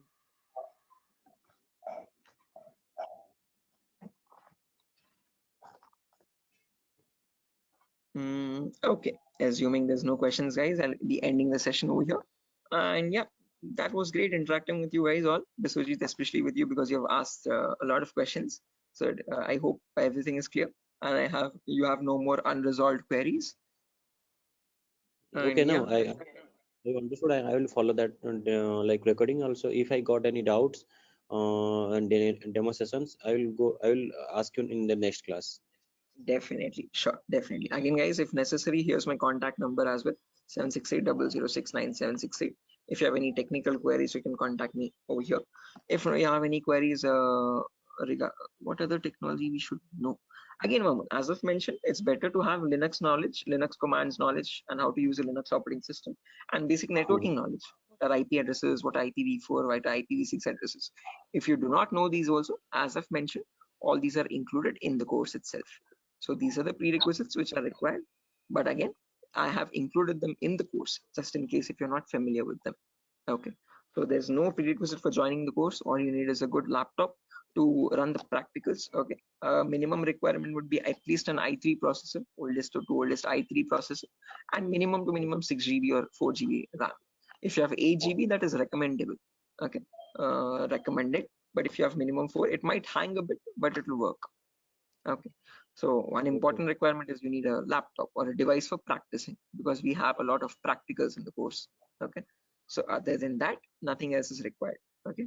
Just interested mindset and a device to practice on. Those are the only 2 requirements for this course. Nothing more. Okay. All right.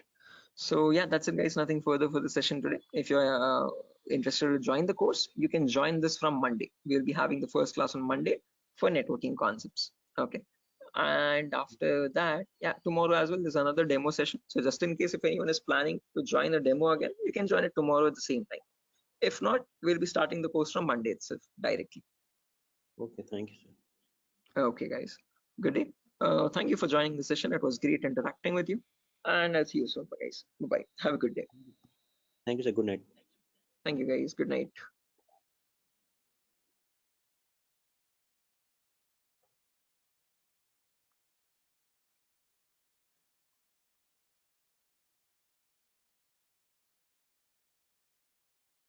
Guys, can you see the screen now?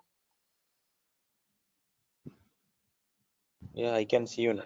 Yes, sir. With the Yes, it's visible. Sujata, Sogat. Yes, sir, it's visible. Right, perfect. Thanks. Okay, how many people are there? Kiran, Rakesh, Biswajit, Prashant, Shubha, Sogat. Okay, perfect.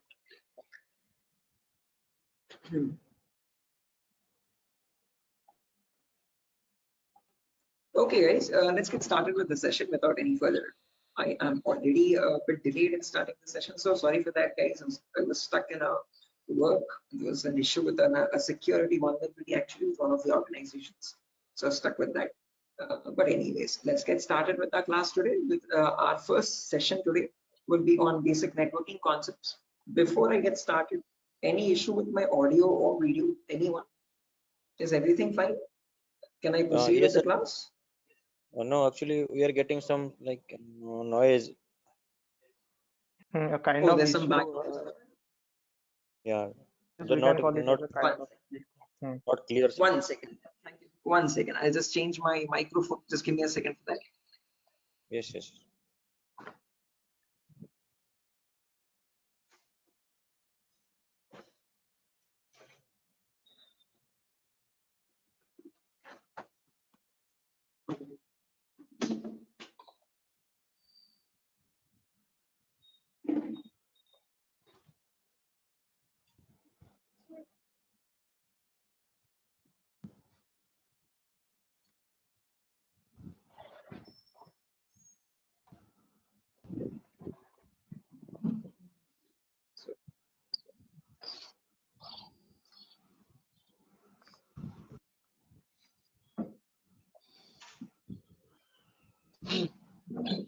Okay. How does it sound now, guys?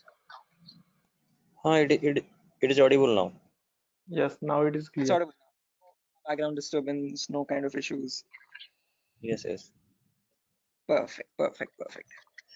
Okay, guys, so let's get started without any further ado. So as I've mentioned, in today's class, we'll be going with basic networking concepts. We'll discuss what IPv4 addresses are. Okay, so before diving into IPv4 addresses, let's try to understand what a network is and what a host is. Now, these are very two simple words that you keep coming across every single day. Okay, a host is nothing but an information device. Okay, any information device which is capable of communicating with other devices is known as a host. Okay, it could be a mobile phone, it could be a router, it could be a laptop, a personal computer, or any other device, an information device, okay, which is capable of communicating with other devices. Now, when you have such devices connected to each other, okay, which can communicate with one another, that forms a network. Okay, so a network is a collection of hosts which can communicate with each other and transmit data. Now, just like how we humans communicate with one another, we have our respective names. Okay, I can address you by your name. You can call me by mine. okay, and we can communicate with one another. We have our unique identities, okay. Similarly, these information devices as well have their unique identities, okay. So when they communicate from one device, when it wants to send packet to another device, it has a unique address for each device, okay, and on that address they communicate with one another, and that address is known as the IP address, guys. IP stands for Internet Protocol. This was built by the US military late in the 1950s or 1960s, okay, and there was IP version 1, IP version 2, IP version 3. All these were unsuccessful attempts. They were you could say experimental. What successfully worked out was the IP version 4, and we are still using that in today's world also. IP version 4 in simple terms is Internet Protocol version 4, okay, and that is what we'll be discussing about in today's class, okay. Anyone here who already knows about IPv4 addresses and who's familiar with these networking concepts? No, sir. Anyone? I'm not familiar, but I know the any some, like whenever I was doing networking programming in college days. So since the networking, I know how to join the socket networking programming. I know some networking IP address, and also I've studied through MCA curriculum. So Right. Okay, perfect. No worries, guys. Just in case, even if you don't have any idea, we'll be going from the very basics, okay, from the binary itself, okay, to understand what these IP addresses are. Just as a information question, I just wanted to know if anyone was familiar. If not, also don't worry at all. Okay. So I hope you know why we need IP addresses, guys. IP addresses are nothing but acting as an identity for each device. Just like how we have our names, you can address me by mine, I can call you by yours. Similarly, devices communicate with one another depending on IP address. Okay. Now, how does this IP address look like? Okay. Our names have alphabets in them: SHO, AIB, SIVA, Shiva, and so and so. But IP addresses are completely numeric based. Okay. Specifically IPv4. Okay. IPv4 are completely numerical or decimal addresses. Okay. It's a 32-bit address, first property. Now, what is a bit? A bit is nothing but the smallest data format. Okay. It comprises of either 0 or 1. Okay, and your IPv4 address is a 32-bit address. What I mean by 32 is that it contains 32 zeros and ones like these consecutively. Okay, and these 32 zeros and ones are divided into 4 equal parts. Each part is known as a octet. Okay, octa in the sense 8 bits. Okay, so you have 4 parts, it's 8 bits each. Okay, and each of this is known as a octet. In simple terms, it can also be called as a byte. Okay, and each octet or each byte is separated by a dot symbol. This is how computers know IP addresses to be like. Okay, this language is known as the binary language of zeros and ones, and your computers or information devices all communicate on binary language only. But for us humans, it's quite tough to understand binary. Okay, so we can calculate it now. If you're quite familiar, if you have some experience, you can calculate binary in your mind itself. But looking at it and understanding it's quite tough. Okay, so in today's class, we'll understand how we can convert any binary number to a human readable format, to a decimal number. Okay, decimal numbers are from 0 to 9. Okay, these are human readable, what we use regularly from day-to-day life. Okay, what computers communicate on is binary data.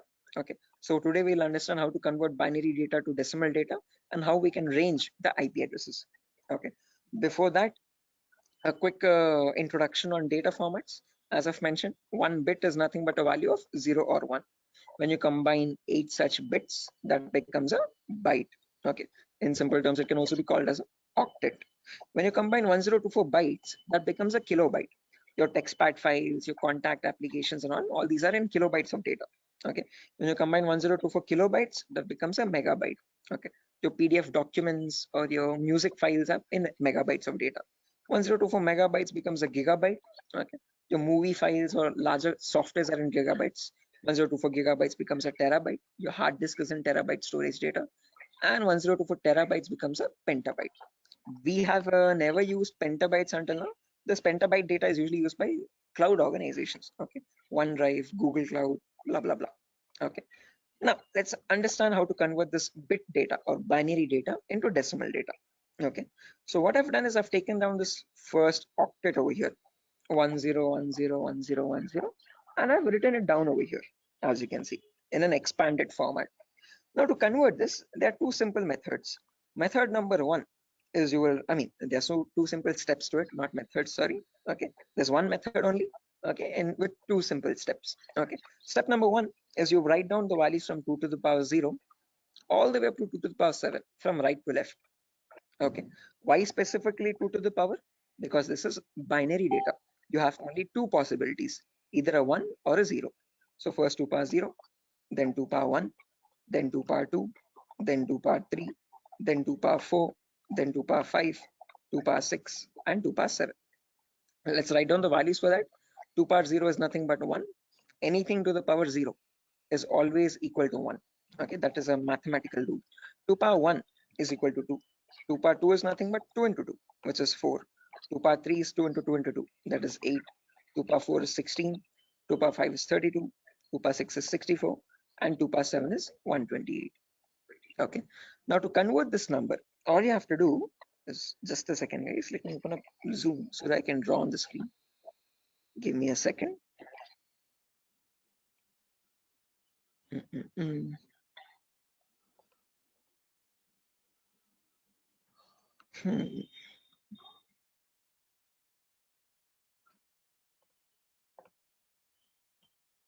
Right, perfect. So when you want to convert any number from binary to decimal, first things first, you have to write down these numbers. Then you multiply the lower number with the top one and add with the next one. As simple as that. Multiply, add, multiply, add, multiply, add. This goes on till the last step. Okay, so firstly 2 power 0 into 0. Anything into 0 is 0 itself. So I've written 0 over here. Then 2 power 1 into 1. That is 2 power 1 is 2. As you can see, I've written the value over here. Into 1 is the value itself, 2. 2 power 2 is 4. 4 into 0 again, we have 0. 2 power 3 is 8. 8 into 1, 8 again. 2 power 4 into 0, 0. 2 power 5 into 1, 32. 2 power 6 into 0, 0.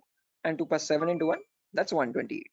Now when I add all this up, 128 plus 32 plus 8 plus 2, that becomes 170.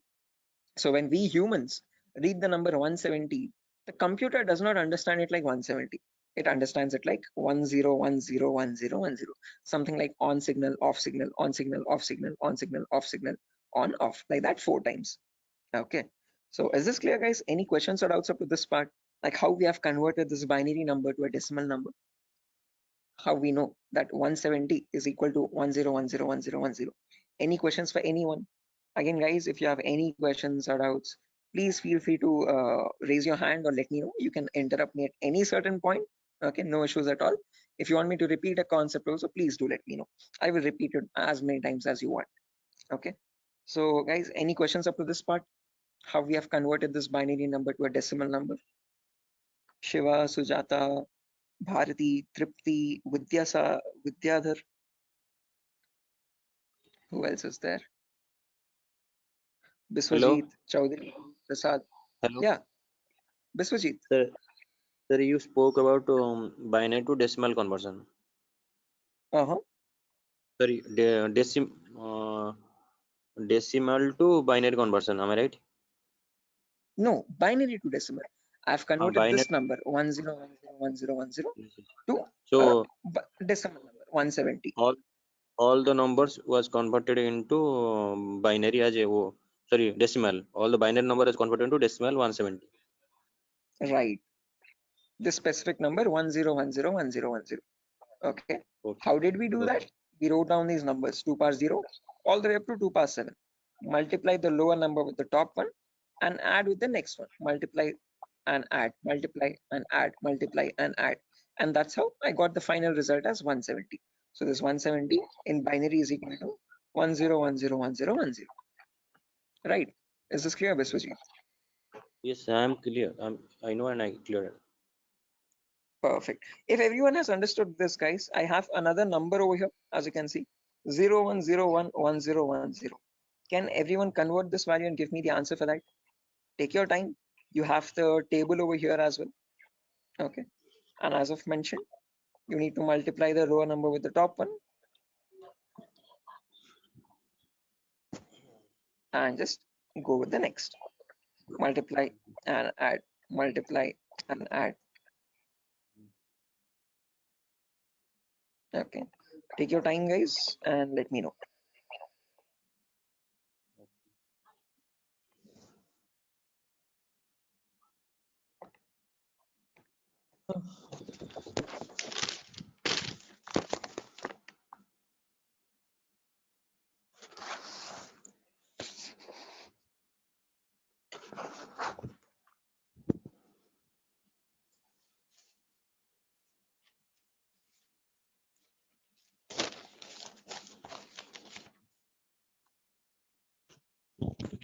Is it 90?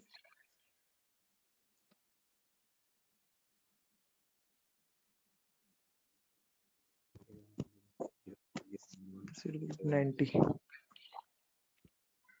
Correct answer, guys. 90 is the correct answer. Anyone else? Sir, are you going to provide us this text file also, or like we have to take notes in means No, handwritten notes? definitely. I'm gonna give this file at the end of the class. I'll take down all your email addresses, and on your email, I'll send this document directly. You don't need to take any separate notes, guys. I'm gonna send this document file. Just in case, as the class goes on, if you want to take down any running notes to note down any important points also, you can. Okay, but all these documents, all these notepad files will be given to you directly. Okay, so yeah, guys, I've received a correct answer from a lot of people over here.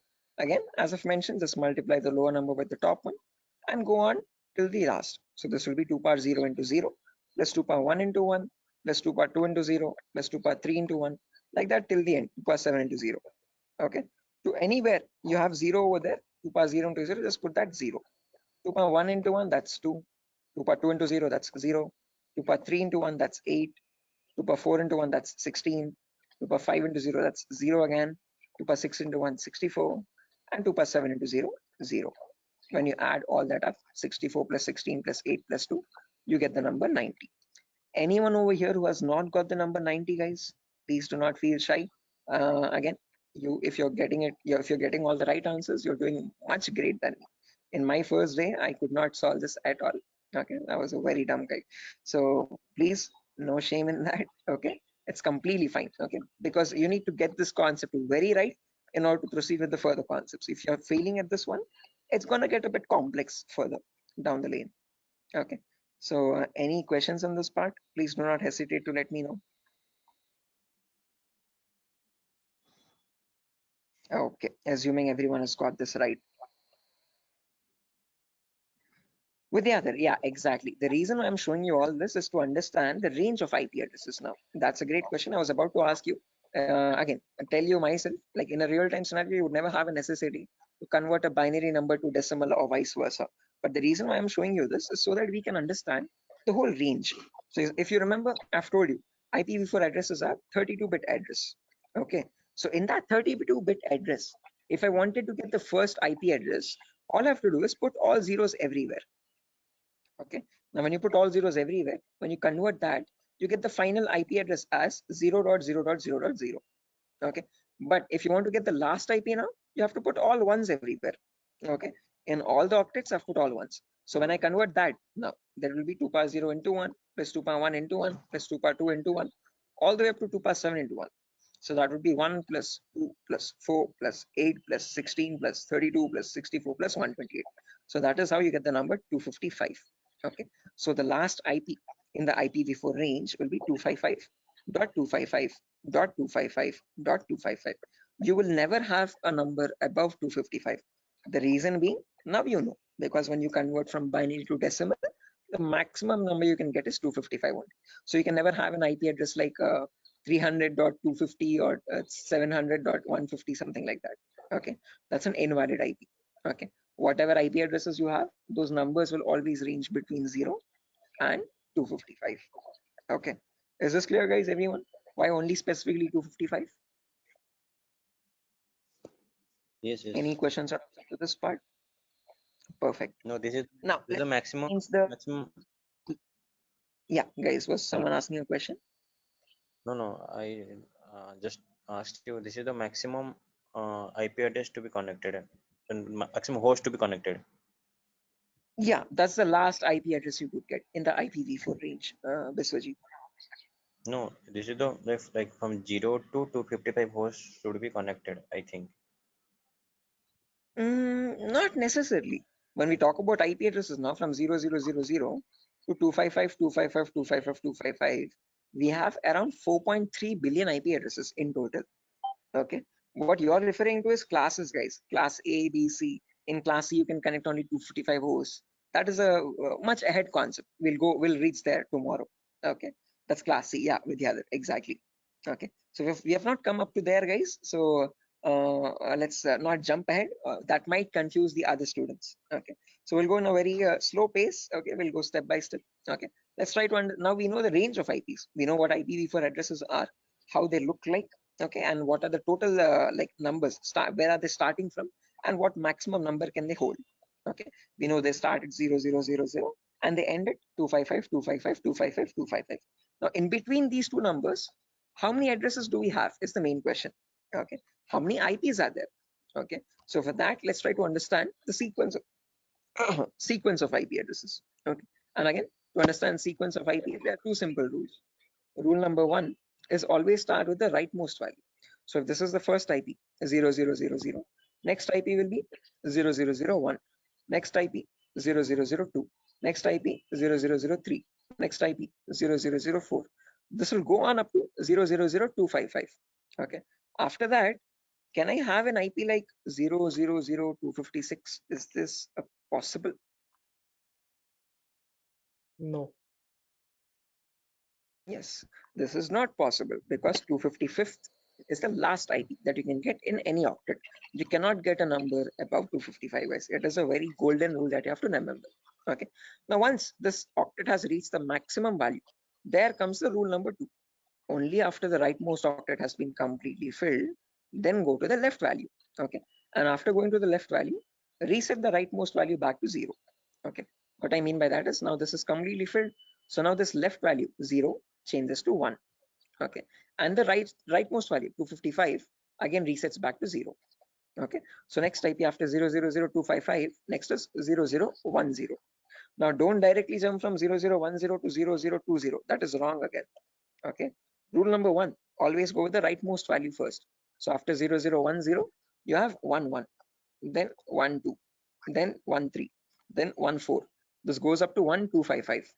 Okay, after that 20, then 21, then 22, then 23, then you have 2255, then 30, 31, 32, 33, then 3255. Like that it will repeat again and again and again, and somewhere you'll have 2550, 2551, 2552, 2553, 255, 255. Now both these octets are filled, guys, as you can see. Okay, again rule number 2, once the rightmost octets are filled, What yeah, it signifies? those are the IP addresses, guys. Okay, so those are the IPs that devices can get in total. Okay. Okay, so continue. Right, again, doesn't signify anything. I'm just showing the sequence of IPs. Okay, how do IP addresses progress from one another, one after the other, one after the other? Okay, like after number 1, you have number 2, number 3, number 4. Like that, I'm showing you how IP addresses cycle one after the other. Okay, after 255, 255, yeah. Is this class C or class B? This is the whole range of IP addresses. We have not come to classes, so forget that classes exist for the time being. Okay, I have not discussed what classes are. Okay, I have not discussed. I have not brought up the word class. Okay, so for the time being, just forget the word called class. When I come into it, then get reminded of it again. Okay, Biswajit, do not confuse yourself. I am right now just telling you how IP addresses progress from one after the other. Okay. So I'm just telling you what is the first IP. After that, what is the next IP? After that, what is the next IP? After that, what is the next IP? As simple as that. Okay. So after 00255, 255, now this is completely filled. This is also completely filled. So now this 0 changes to 1. So after that, 0100, 0101, 0102, 0103. Then you have 10255. Then after that, this 255 becomes 0, and this 0 changes to 1. So 110, 111, 112, 113, 11255. Like that, the cycle repeats again and again and again. And somewhere you'll get 01 255.255. Just like how we had 0.0.255.255, you have 0.1.255.255. Then after that, from 0.200 to 0.2.255.255, 0.300 to 0.3.255.255, like that, 0.255.000 to 0.255.255.255. Now, whatever cycle repeated from the first IP 0000 till the IP 0.255.255.255, same cycle again repeats from 1000 to 1.255.255.255. Same repeats from 2000 to 2.255.255.255. Same from 3000 to 3.255.255.255. Finally, from 2.55.000 to the last IP 2.55.255.255.255. Okay, so all I'm showing you is the progression of IPs. How do IPs change from one after the other? What is the consecutiveness of IPs? Okay, so if you wanted to get the total number of IP addresses, you from 0000 till 255.255.255.255, it would be 255 to the power 4, because each cycle is repeating 255 times. So the total number of IP addresses would be 4.3 billion IPs. Okay, which is the number equal to 255 to the power 4. So with the other, yeah, the correct number of IP addresses would be 255 to the power 4. Hello, is that clear? Yes, sir. I understood something. Yeah. Okay, guys. Until this point, any questions, guys, for anyone? Again, do not get confused, guys. This is just to show you the sequence of IP addresses. In a real-time scenario, you would not need that anywhere. I'm just going very theoretically to get you familiar with the foundational concepts, like how IP addresses are built, how do they look like, what is the sequence of IP addresses, and so on. Going very basic. Okay. Sir, So. sir, you told. Hello. Yeah, Biswajit. Sir, you told that 4.3 billion IP addresses. That means, sir, I did not get it actually. That, yeah, again, how many IP addresses are there, Biswajit? If you remember, each octet is cycling 255 times. Okay, so this first octet, rightmost one, is going from 0 to 255. Okay, after that from 10 to 1255, again 255 times. So like that, each octet is cycling 255 times. So there are 4 octets now. So 4 octets in the sense 255 into 255 into 255 into 255. Basic permutations and combinations. Okay, and when you calculate that 255 to the power 4, you get the number 4.3 billion. Okay, so that is how we got that number. Is that clear, guys? Okay. Hello? Yes, sir. Yes, sir. I understood. Right. Perfect, guys. Now, my question to you guys is, in today's world, in the era of 2022, are 4.3 billion IPs sufficient? No. No, sir. No, sir. Definitely. Right, correct. Because the population itself is around 8 billion people, right? Close to 8 billion or 8.5 billion. 4.3 billion IPs are nowhere sufficient at all. Okay. Again, each person might use multiple devices in the network also. Okay. So that is why, to come up as a solution, they made these IPs into 2 different parts. Okay. Solution number 1 was they divided these IPv4 addresses into, again, 2 categories. One, something is known as public IPs, and there's another category called private IPs. Okay. This categorization, okay, or division of IPv4 into public and private IPs is known as NATing, network address translation.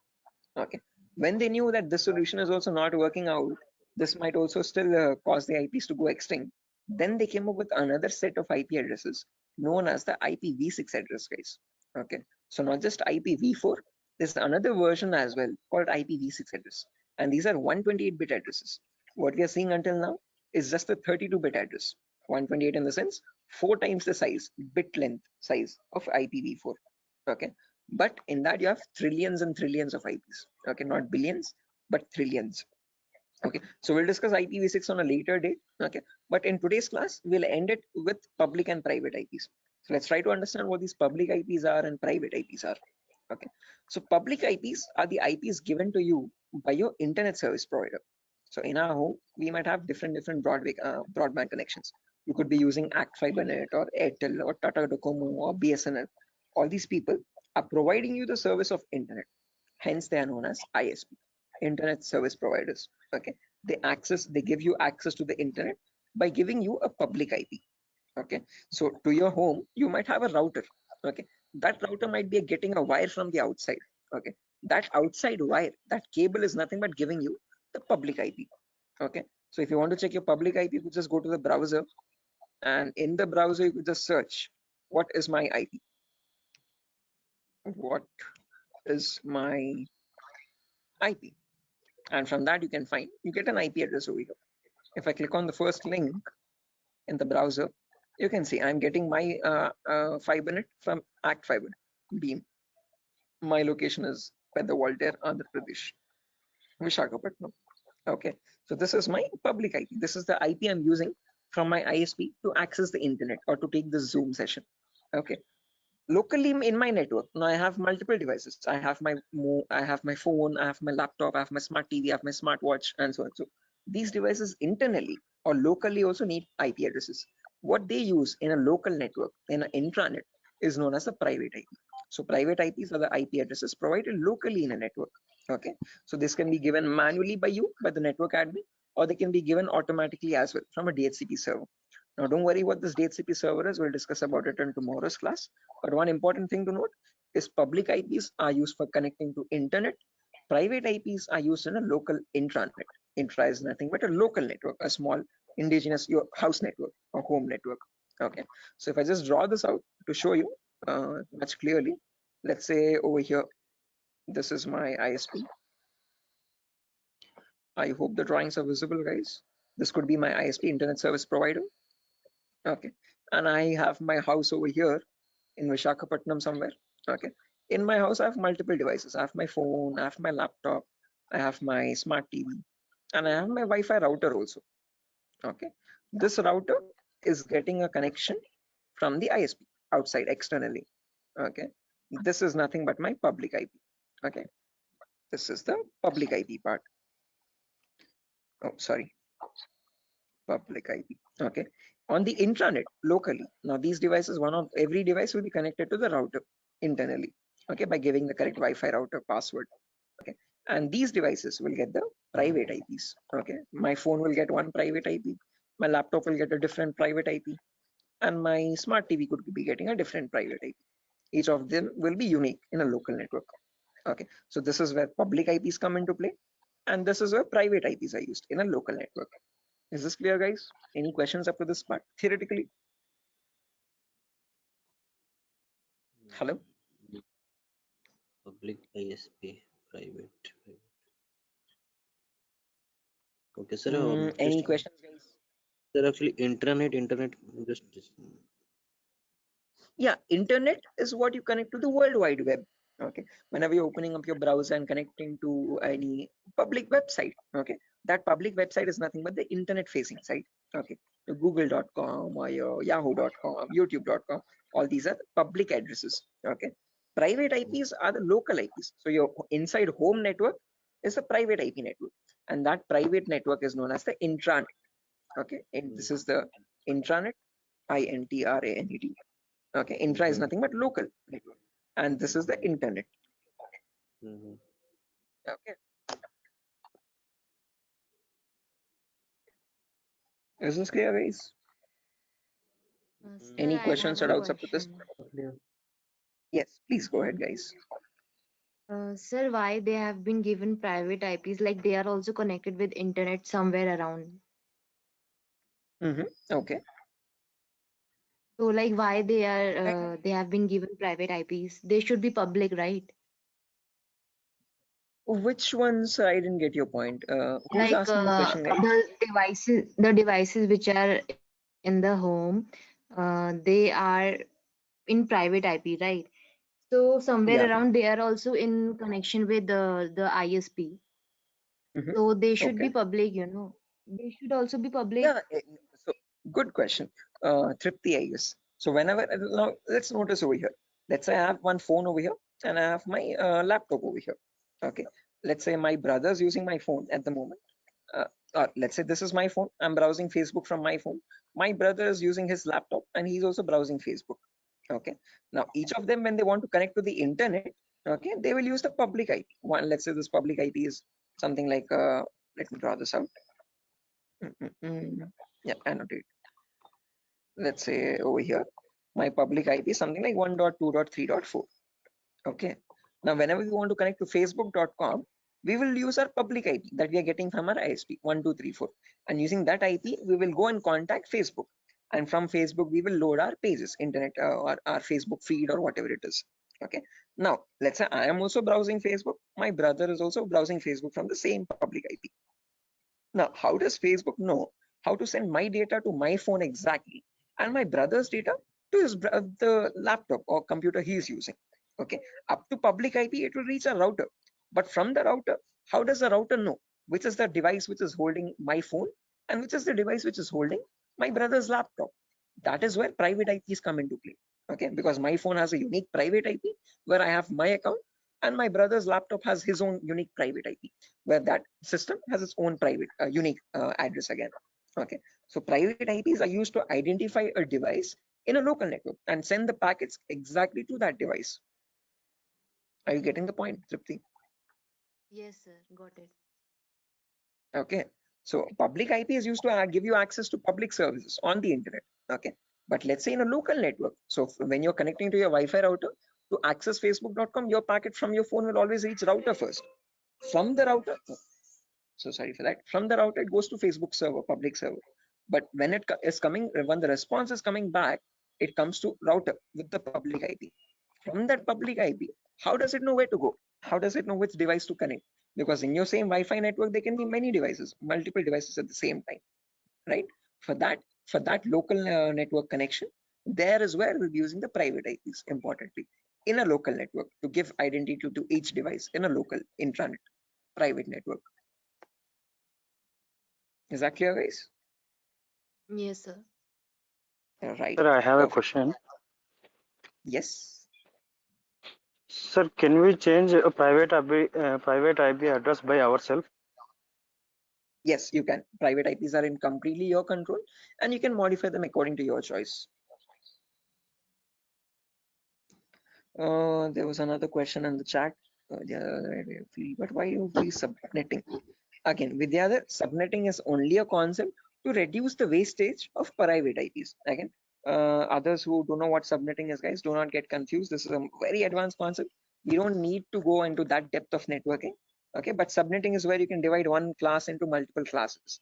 So Vidyadhar, just to give you this answer, okay, others, just ignore this. Okay, this is you could say gibberish for you for the time being. Okay, so Vidyadhar, let's say I have 50 devices in my network, but I'm using class C. Okay, so now if I have my let's say in my organization there are two departments, one is accounting and one is sales. Okay, accounting needs 50 IPs, sales needs 50 IPs. Okay, the smallest class I can use is class C address, but in class C we can connect 255 devices. So if I remove 50 IPs from that, remaining 150 how many remaining 205 IPs are going wasted over there. So what I can do is I can break that class C into much more smaller subnets. Okay, so I can make it into two subnets where in each subnet I have again 122 devices. Okay, if I want, I can break that into 4 subnets again, where each will have again 64 IP addresses. Okay, so subnetting is just use when you want to break down smaller classes and see to it that you're not wasting IP addresses. Okay, so what I can do is I can break this class C into 4 subnets. Okay, with each 62 devices each. Yeah, with the other. Sir, actually, I have a question that it is not correct or that we are saying that we are wasting IP addresses or anything else, because sir, we have many IPs. We can use it. You can, you definitely can. Okay, but just to So not get confused, let's say. Addresses are wasting. Sorry. Well, let's say Sir, you have yes, 255 different networks, guys. Okay, you have yes, 255 departments. Okay, so for each department you have allotted each network 192.168.0, 192.168.1, 192.168.2. Okay, like that, and in each network you're only using 50 IPs there. Okay, Now let's say you wanted another department, 256th department there. Okay. Now can you use any of the previous networks? Because all of them are already used up from 190 to 160, 0th network till the 256th network. Now if you want to add the 256th network with another 50 IPs or 100 IPs extra, then what will you do is my question. Okay, sir. Okay. Are you getting my point? Yes, sir. Okay, so just like that, it's not like you're spending money or anything, or no, you're not what do you say, giving any charges for the IPs that you're wasting. Okay, but just so that you have more IPs, free IPs left out, which you can allot for future services or future uses. That's what I'm talking about, not wasting IPs. Okay, I guess this is Vidyadhar only who's asking the question. Sir, Tarzan here, sir. Oh, okay, Tarzan, sure. I hope this is clear.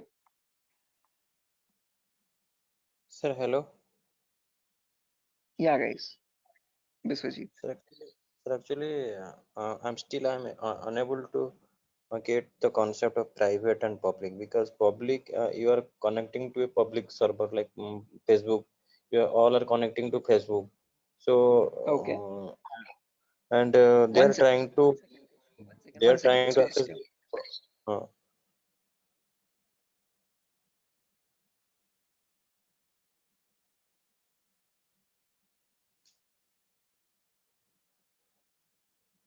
Stay on hold. Just give me 1 minute, guys. I'm so sorry for that. Biswajit, just give me a minute.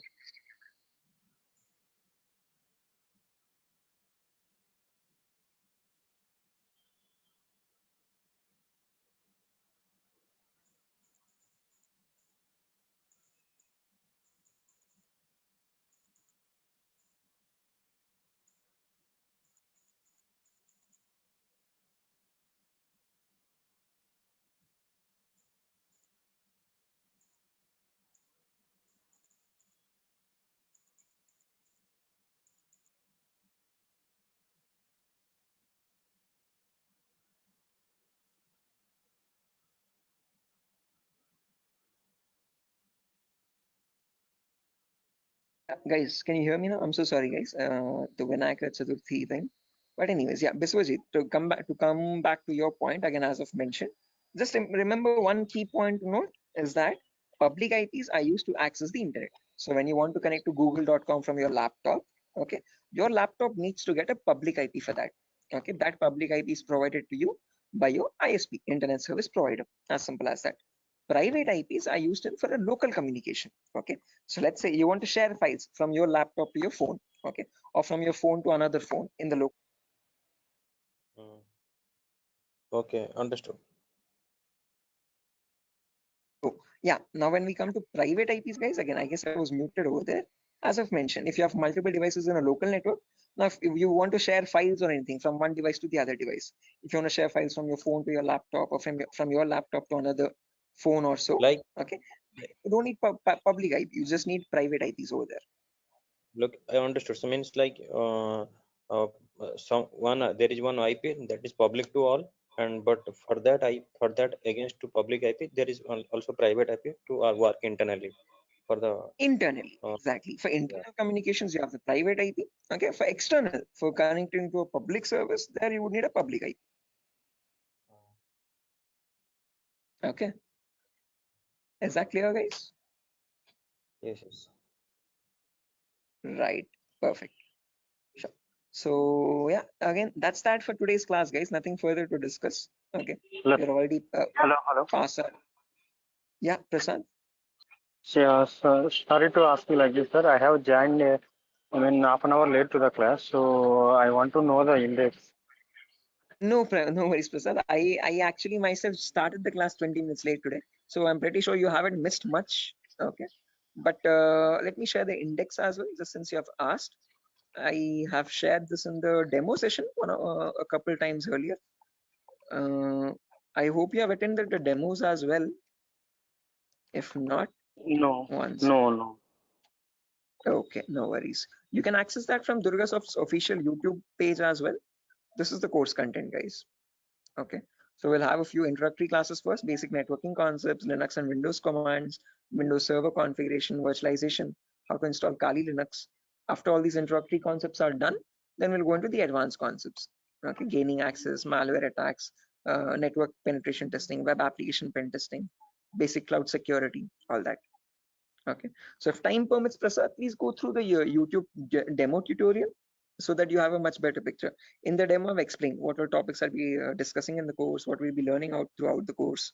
So it's much better if you go through the demo once time permits. Okay, thanks for sharing information. Sure, definitely, guys. Again, guys, I'm gonna end the session over here for now. Before I end, I want all your email addresses. Can you please drop it in the chat box so that I can share this notepad file with you? You can go through the notepad file when time permits. Okay. And in tomorrow's class, again, I'm gonna be starting the class sharp at 8 o'clock tomorrow, guys. So sorry for the delay today, but tomorrow there won't be any delay at all. And yeah, someone asked me. Sir, I sent my email ID. Yeah, sure. I've seen that, guys. So please just drop your email in the chat box over here, and from there I can just add the notepad file. Chat box.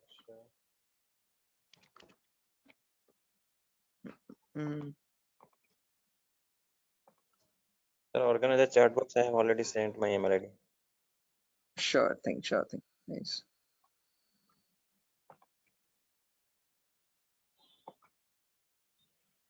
Can we drop your call or can we what? Sorry. Can we drop your call or we have to wait? No. Once you have dropped your email, you can leave, guys. Not an issue. Okay. Once you've dropped your email in the chat box, you can leave. You can join back tomorrow at the same time, guys. Sir, are you gonna send that class from the starting demo session to now, or you will send from the today only? Sorry, I didn't get you. No, I asked you. So the today classes lecture you will send by mail, or you are gonna send from the starting demo sessions? Are you talking about the recording specifically, Biswajit? Or are you talking about just the notepad files? This is the only notepad for today's only, na? Yeah, only today's notepad.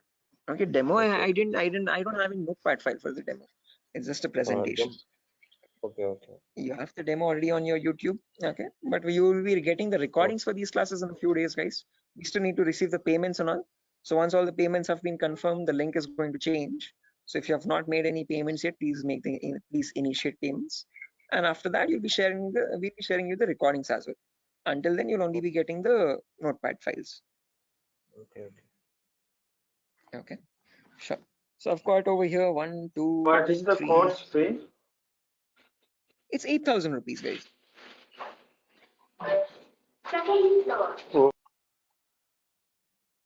Okay. Okay, I've received 4 emails, guys, over here. Okay, sure. So yeah, that's it, guys. I'm going to send the notepad file, right? Sorry. Sir, actually, I'm not getting the chat bot. I'm sorry to ask where exactly it is. You have access this from the browser, right, Ravikiran? From the link? On the top right corner, you can see Actually, I'm accessing it from the application, so that's why I'm not getting that. I think. Okay. On the top right corner, do you see some blurred space or blank or dots or something? Top right corner or top left corner? Anywhere? Just a second. Do one thing, Ravikiran. Just spell out your email. I'll note it down. I'll write it down. Yes, Deshmukh. DESHMUKH. 1 second. Yes. DESHMUKH. RGD. R for rabbit, G for goat, and G for goat. G, okay. G for goat. D. Okay, D. Yeah. @gmail.com. Perfect. Okay. Thank you. Okay, guys. Right. So yeah, that's that, guys. Nothing further. I've received 5 emails, and on those 5 emails, I've sent the notepad file. You can access them. And tomorrow's class will continue from where we left off. We'll discuss much more in detail about these private and public IPs. We'll discuss what these classes are, class A, B, C, D, and E. And I promise we'll discuss what DNS and DHCP servers are. Okay. So yeah, that's it, guys. Nothing further. I'll exit the session, and I'll see you tomorrow at the same time. Okay, at 8 o'clock. Okay, sure. Bye bye, guys. That's it. Bye, guys. Thank you, sir. Thank you, guys. Bye bye. Have a good day tomorrow. I'll see you soon. Thank you, sir. Good night. Good night. Good night.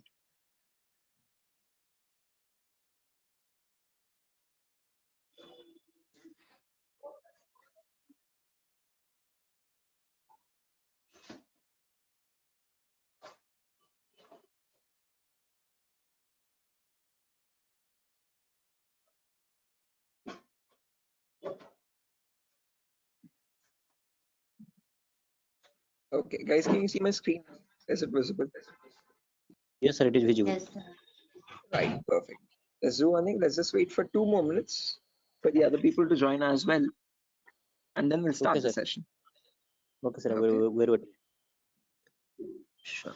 Anyone who's viewing or joining the session today, fresh without joining yesterday? Anyone from that such? Okay. I hope everyone has joined yesterday as well.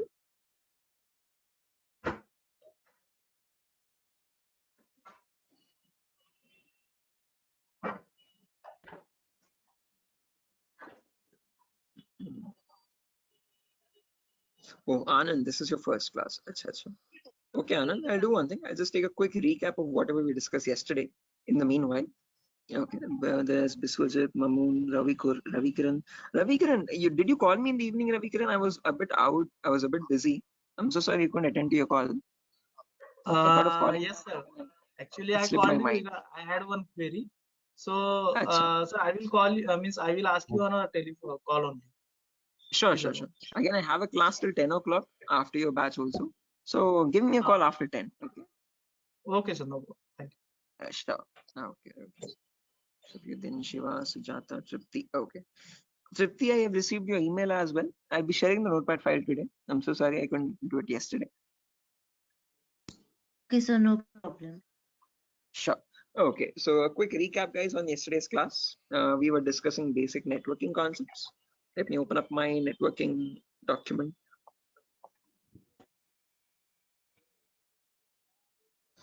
Yes. So again, we are in the first prerequisite concept, guys. We're understanding what basic networking concepts are. So Anand, what we discussed yesterday was basically IPv4 addresses. Okay. So every device has a unique identity to it, and that address is known as a IPv4 address. IP stands for Internet Protocol, and this is the 4th version of it. Okay, the ones which is successfully working even in today's world. It's a 32-bit address basically. What I mean by 32-bit is that it contains 32 zeros and ones consecutively. Okay, and then it is divided into 4 octets, each of 8 bits. Okay, so this is how the address looks like in the binary format. The binary is nothing but the language that computers understand, the 0 or 1 language. Okay, but this is not that human readable. We don't understand it that easily. What we understand is the decimal numbers from 0 to 9. Okay, so what we did or what we learned yesterday was how to convert any binary number to a decimal number. Again, quite a bit lengthy. I won't be going through that. If time permits, go through the recordings. We'll be uploading all the recordings once the payments are confirmed. Okay, so once you're joining and once you make the payment, you can access the recording for yesterday's session as well. Okay, so we have understood how to convert binary numbers to decimal numbers, and from that we got the range of IP addresses.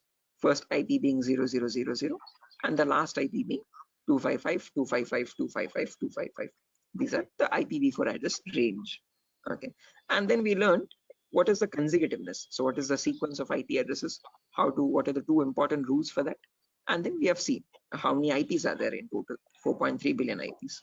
So where we ended the class yesterday was we learned that these 4.3 billion IPs are divided into 2 categories, public IPs and private IPs. Okay, so this is where we worked up to, guys, in the last class. Okay, so we have to continue from here onwards in today's. So yeah, this is the new thing.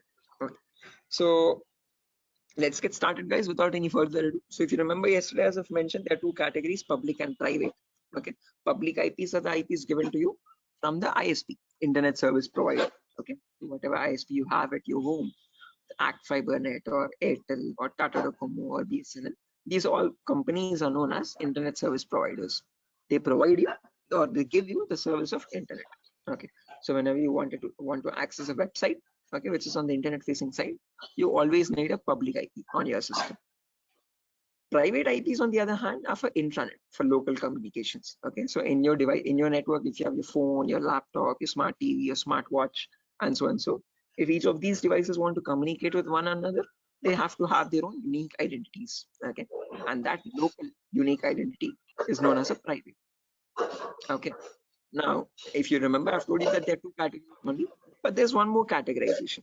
All these 4.3 billion IP are again categorized into 5 classes. Okay, why classes? I'll explain that very shortly. Okay, but just to understand, as I've mentioned, there are 5 classes. Let me draw it out and show you. Just a second, guys. Shall we write something or you? No, again, if you want a running notes, you can write side by side, guys. Okay, as I'm teaching. But if not, as I've mentioned, just like yesterday, I'll be sharing the same recording notepad file. So I've already shared the notepad file with a lot of students, whoever gave me their email addresses yesterday. If not, I'll share again. Okay. So yeah, I was telling about 5 classes, as I've mentioned. So this is how your classes are categorized. So if I take this whole big box over here, I hope the drawings are visible, guys. Let's say this whole huge box is my IPv4 addresses, the whole IPv4 range. Addresses. How many addresses do we have in total? 4.3 billion addresses. Okay. Now these 4.3 billion addresses are divided into 5 categories. Okay. So let me draw some smaller boxes. So this is the first class, class A. Then you have class B, and then class C, and class D, and class E. So these are the 5 boxes. Okay. So this is class A, as I've mentioned. Then there is class B. Then there is C, D, and E finally. Now each of these classes again are categorized into public and private IPs. We have already seen this yesterday. So this has some public and private IPs. This has some public and private IPs again, class B. Class C also has some public and private IPs. Class D and class C, there are no private IPs. All of them are directly public. So class A has a few public IPs and a few private IPs. Okay. Similarly, class B also public and private. Class C also public and private. But class D and class E, they have no private IPs. All of them are public IPs only directly. Okay. So if you want to take a screenshot or anything, guys, you can take a screenshot of this image of like a classification of IP addresses, a very simple diagram. Okay. So from this diagram, you can remember which classes have what type of IPs. Okay. So can I clear the drawings, guys, if you're done? Yes, sir. Right. Now, let's try to understand the range of each of these classes now, one by one. So as I've mentioned, the first IP starts at 0000. Last IP ends at 255, 255, 255, 255. These are my 5 classes. And guys, you have to memorize these values. Okay, these 5 lines of data. So class A starts at 0000, and this ends at 127, 255, 255, 255. Since this is ending at 127, and all these 3 octets are filled to 55s, then the next number starts at 128.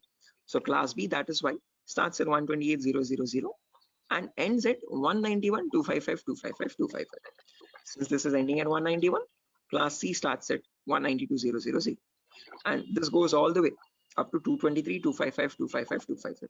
Since this is ending at 223, class D starts at 224 and ends all the way up to 239, 255, 255, 255. And finally, since this is at 239, class C starts at 240. So all you have to remember is 4 numbers, guys. This 127, 191, 223, and 239. Easy ways to remember. On left side, you have all even numbers. Right side, you have all odd numbers. Okay, 0 to 127, 128 to 191, 192 to 223, 224 to 239, 240 to 255. Okay, on the left side, you have all zeros. On the right side, you have all 255s and 3 options. Okay, now these are the classes, class A, B, C, D, and E. Again, in each class, if you remember, I've told you they are public and private IPs. So in class A, between 0000 and 127, there's a range 10000 to 10255. These are the public, private IPs in class A. Any IP outside this range by default is a public IP. That is a key important rule to remember. Okay, any IP between this range is a private IP. Any IP outside this range in class A is a public IP. Okay, similarly in class B also, between 128 and 191, there's a small range, 172.16.00 to 172.31.255.255. This is the private IP range in class B. Any IP inside this is a private IP. Any IP outside this range is a public IP. Similarly in class C also, between 192 and 223, 190 to 168.00 to 190 to 168.255.255. Any IP inside this range is a private IP. Any IP outside this is a public IP. Okay, so just to practice out these ranges, guys, I'm going to write down 10 IPs as examples, and you have to look at these numbers. Okay, you have to look at these 8 lines of data and tell me which IP is belonging to which class and whether they're public or private IP. Okay, so let me quickly write down a few IP addresses, guys, over here. Okay, one last time just to make you understand. If you take a class A example, so between 0000 and 127.255.255.255. So this is the whole class A range, guys, as you can see, between 0000 and 127.255.255.255. So in between this, there's a small range, 10000 to 10.255.255.255. This is the private IP range. Okay, any IP inside this range is a private IP. Any IP outside that, so from 0000 to 9.255.255.255, these are public IPs. Again, after 10, you have 11.000 to 127.255.255.255. These are also public IPs. Okay, so in the whole range, you have in between private IPs, and outside that you have public IPs. Is this clear, guys? Any question or doubt up to this part? No. I understood. Anyone? Right. Everyone? Anyone who has not, please do not hesitate, guys. Please let me know. If you want, I will explain again. Anyone who wants me to explain this again, guys, who has not understood this? Perfect. Okay, guys. I hope you're not being shy or anything. Please do not hesitate, guys. It's going to be your loss. If you want me to explain, I'll try to explain in much better formats as many times as you want. Okay. The main objective is that you do not get confused here. Okay, because these are very important foundational concepts. Okay. So what I'm going to do now is I'm going to write down 10 random IPs. You have to look at these ranges and tell me which IPs, which class, and whether they're public or private. So let me quickly write them down.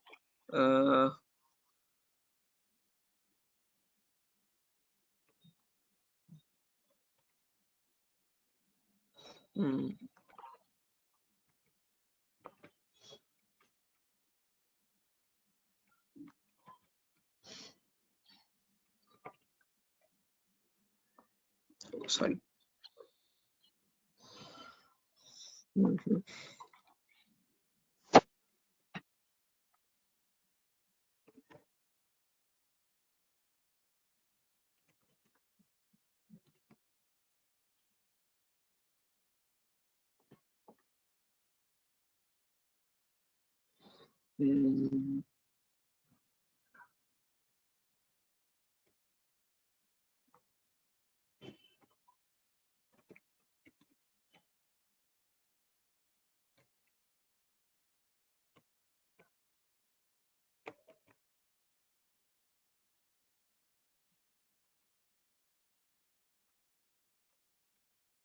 Okay, so I have 10 IPs over here, guys.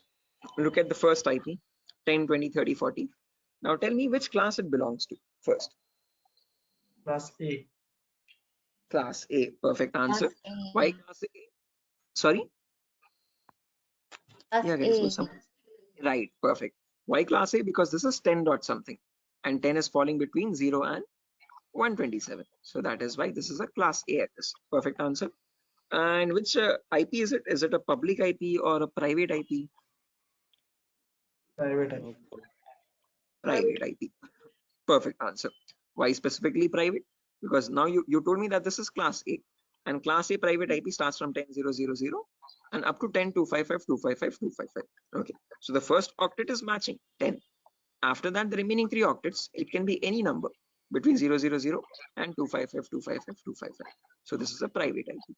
Okay, next IP, guys. Class C.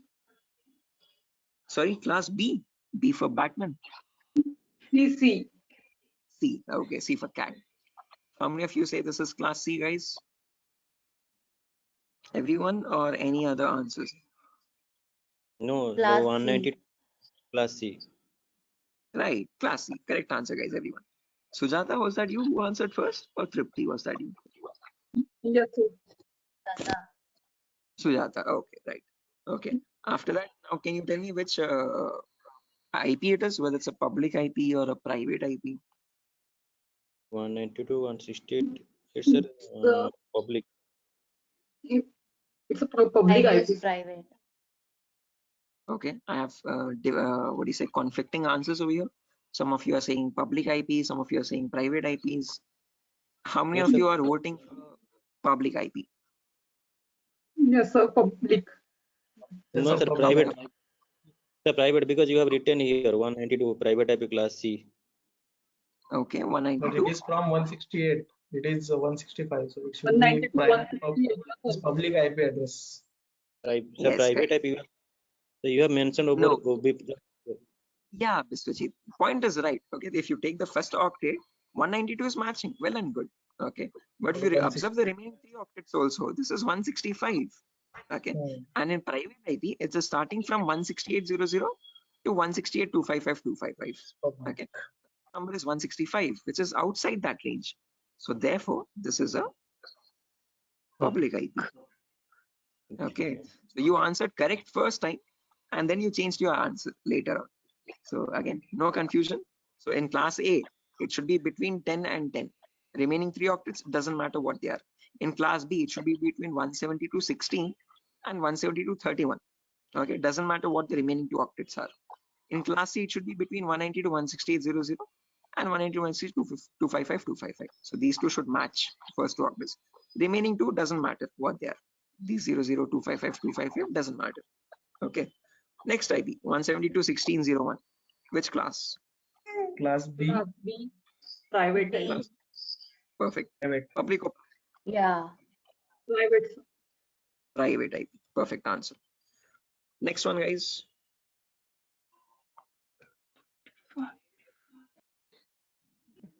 Class Class D. E. Public. Class D. D. Okay, D. Public or private? The public. There is no private in class B, right? Right. Correct answer. So in class D and class C, there are no private IPs, guys. There are only public IPs. So therefore, this is a public IP. Next one. Class A public. Class A. Class A Class public. Public. Are you sure this is public, guys? Class A public. Yes, sir. Yes. Right. Correct. Public IP, because this is 11.network and 11 is outside the private IP range. Perfect answer. Next one.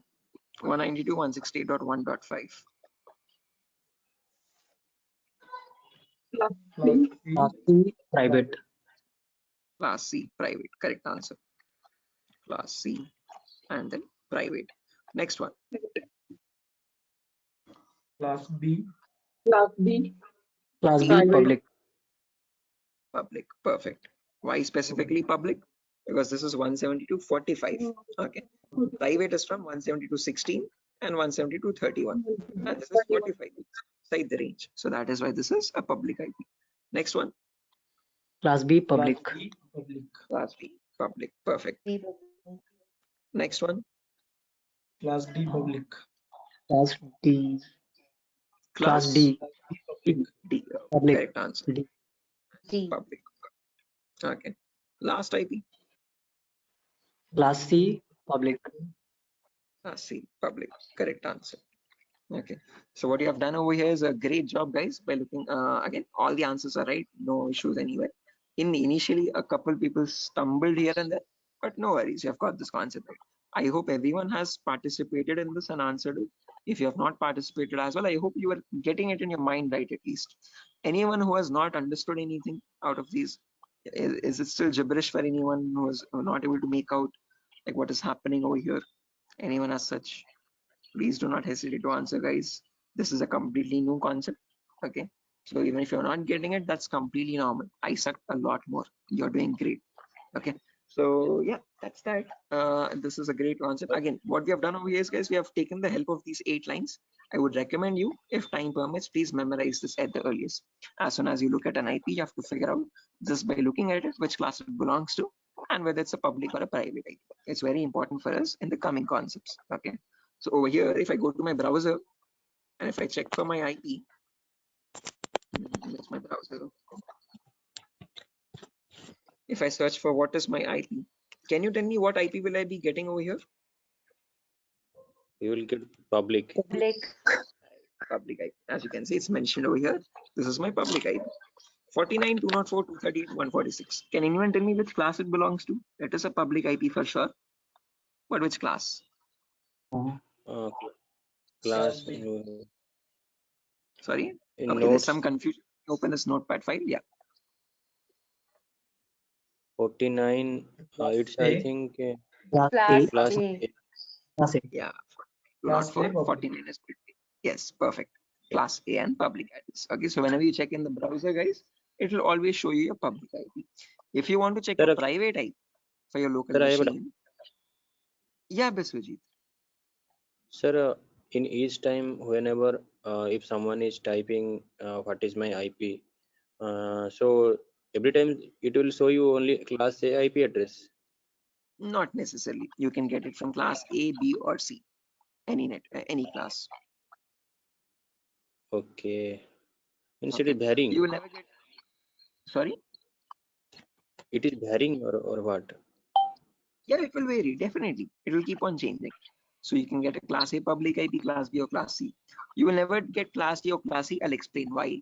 But it can vary between class A, B, and C. Okay, it can alternate. Okay. Now, if you want to check your private IP, guys, I hope that is How clear. it is? How? So it depends on your ISP. ISPs have their own set of IP addresses, and from that set, they will allot one IP to your system or to your network. Okay. So whatever IPs they purchase from the various organizations, that IPs they can have. Okay, and they will purchase IPs from any range, class Sir, A, B, or C. Sir, in total, all over and in like India, all this is called everyone have select systems. So whenever they are accessing the internet, so what they are the ISP or providing their IP to this machine, public IP. Is that are you saying? That's what, yeah, exactly. So wherever you're accessing internet from, every internet connection needs definitely compulsorily a public IP. Okay, so in my network, if I have 100 devices, all of these 100 devices will have the same public IP because they're connected to the same router in my home. Okay, because the router is from where the ISP is giving me a line, and in that line I get the public IP. So these 100 devices will have different private IPs, but the same public IP. So actually, sir, my question is like I am using the internet through my mobile. My mobile have Jio internet or Airtel internet, so I'm accessing through my internet from my mobile. So Airtel, so like my mobile have also IP address. So so that I was getting just little confused. Definitely, your mobile will also, when you're using the Airtel SIM card, that SIM card is where you'll be getting from that SIM card a public IP. Right? That SIM card is in direct connection with your ISP over the wireless network. Okay. Okay. Right. Okay, so those also get public IPs. Whenever you want to connect to the internet, whether it be a SIM card or whether it be a home broadband connection, any of them will always get a public IP. Now, don't get confused if you get sometimes a very long IP. So that would be IPv6 addresses. Okay, sometimes you see a number IP like this. This is IPv4, and sometimes you see alphabets also when you search for what is my IP. A very long number, that is IPv6, guys. Okay, usually SIM cards get IPv6 public IPs. Okay, so do not get confused with that. We have not come to IPv6 yet. We'll discuss that later on. Okay. Okay. Any questions up to this part, guys, for the time being? What is the role of these classes here? Good question. I'll be coming to that shortly. Tripti, right? Yeah. Yeah, Tripti, I'll be coming to that. Good question. It is very important that we need to understand why we have these separate classes. Why not a single class? Why are we making it complicated? Okay, so yeah, we'll be coming to that very shortly. So next topic is understanding that only. Okay, so but before that, one quick review. I've shown you how to see a public IP, but I've not shown you how to check a private IP. So if you want to check your private IP, guys, you have to open up your command prompt, and in the command prompt, you have to search for a command ipconfig. And this ipconfig command will give you the private IP. So right now, if you notice, I'm connected with my Wi-Fi network over here. Okay, so for that Wi-Fi, I'll be seeing over here the wireless interface, as you can see, wireless LAN, and that shows me my private IP over here, 192.168.0.5. Now, can you look at this IP and tell me which class it belongs to? 192.168.0.5. C. C. Right? Class Yeah. C. Perfect. Okay, 192.168.0.5. And can you tell me if it is surely a private IP or a public IP? 192.168.0.5 over here. Right. Okay. As you can see, it is falling Private. between this. So that is why, therefore, it's a private IP. Okay. Now, coming to the next part, why do we need these classes? Okay, what is the necessity? Why not one single class? Okay, so for that, we need to understand something called network portions and host portions. So I'll write down what these network and host portions are, and then we'll understand these portions one by one. Class A has one network portion and 3 host portions. Class B has 2 network portions and 2 host portions. Class C has 3 network portions and 1 host portion. Class D and Class E have no host portions. All of them are network only. So as you're progressing down, you can see the network portions are increasing one by one. There's only one network portion. Class B has 2 network portions. 1 second, I'm receiving an audio back. Guys, I'm going to mute everyone. Okay, if you have any queries, please feel free to unmute yourself. Okay, because there's some background disturbance. Or you can mute yourself, guys, as well. Yeah, thank you. If you have a question, please feel free to unmute at any certain point. Okay, right. So again, Class A has 1 network portion, Class B has 2, Class C has 3, Class D and Class E all are network portions only. There are no host portions. Now, what are these network portions and host portions? Class C, we'll take the example first to let us understand. So Class C has 3 network portions and 1 host portion. And the first private IP starts at 192.168.0.0. That is the same thing which I've written over here, as you can see. Okay, so if this is the first IP, 192.168.0.0, the first 3 portions are the network portion. Last portion is the host portion. Okay, so if this is the first IP,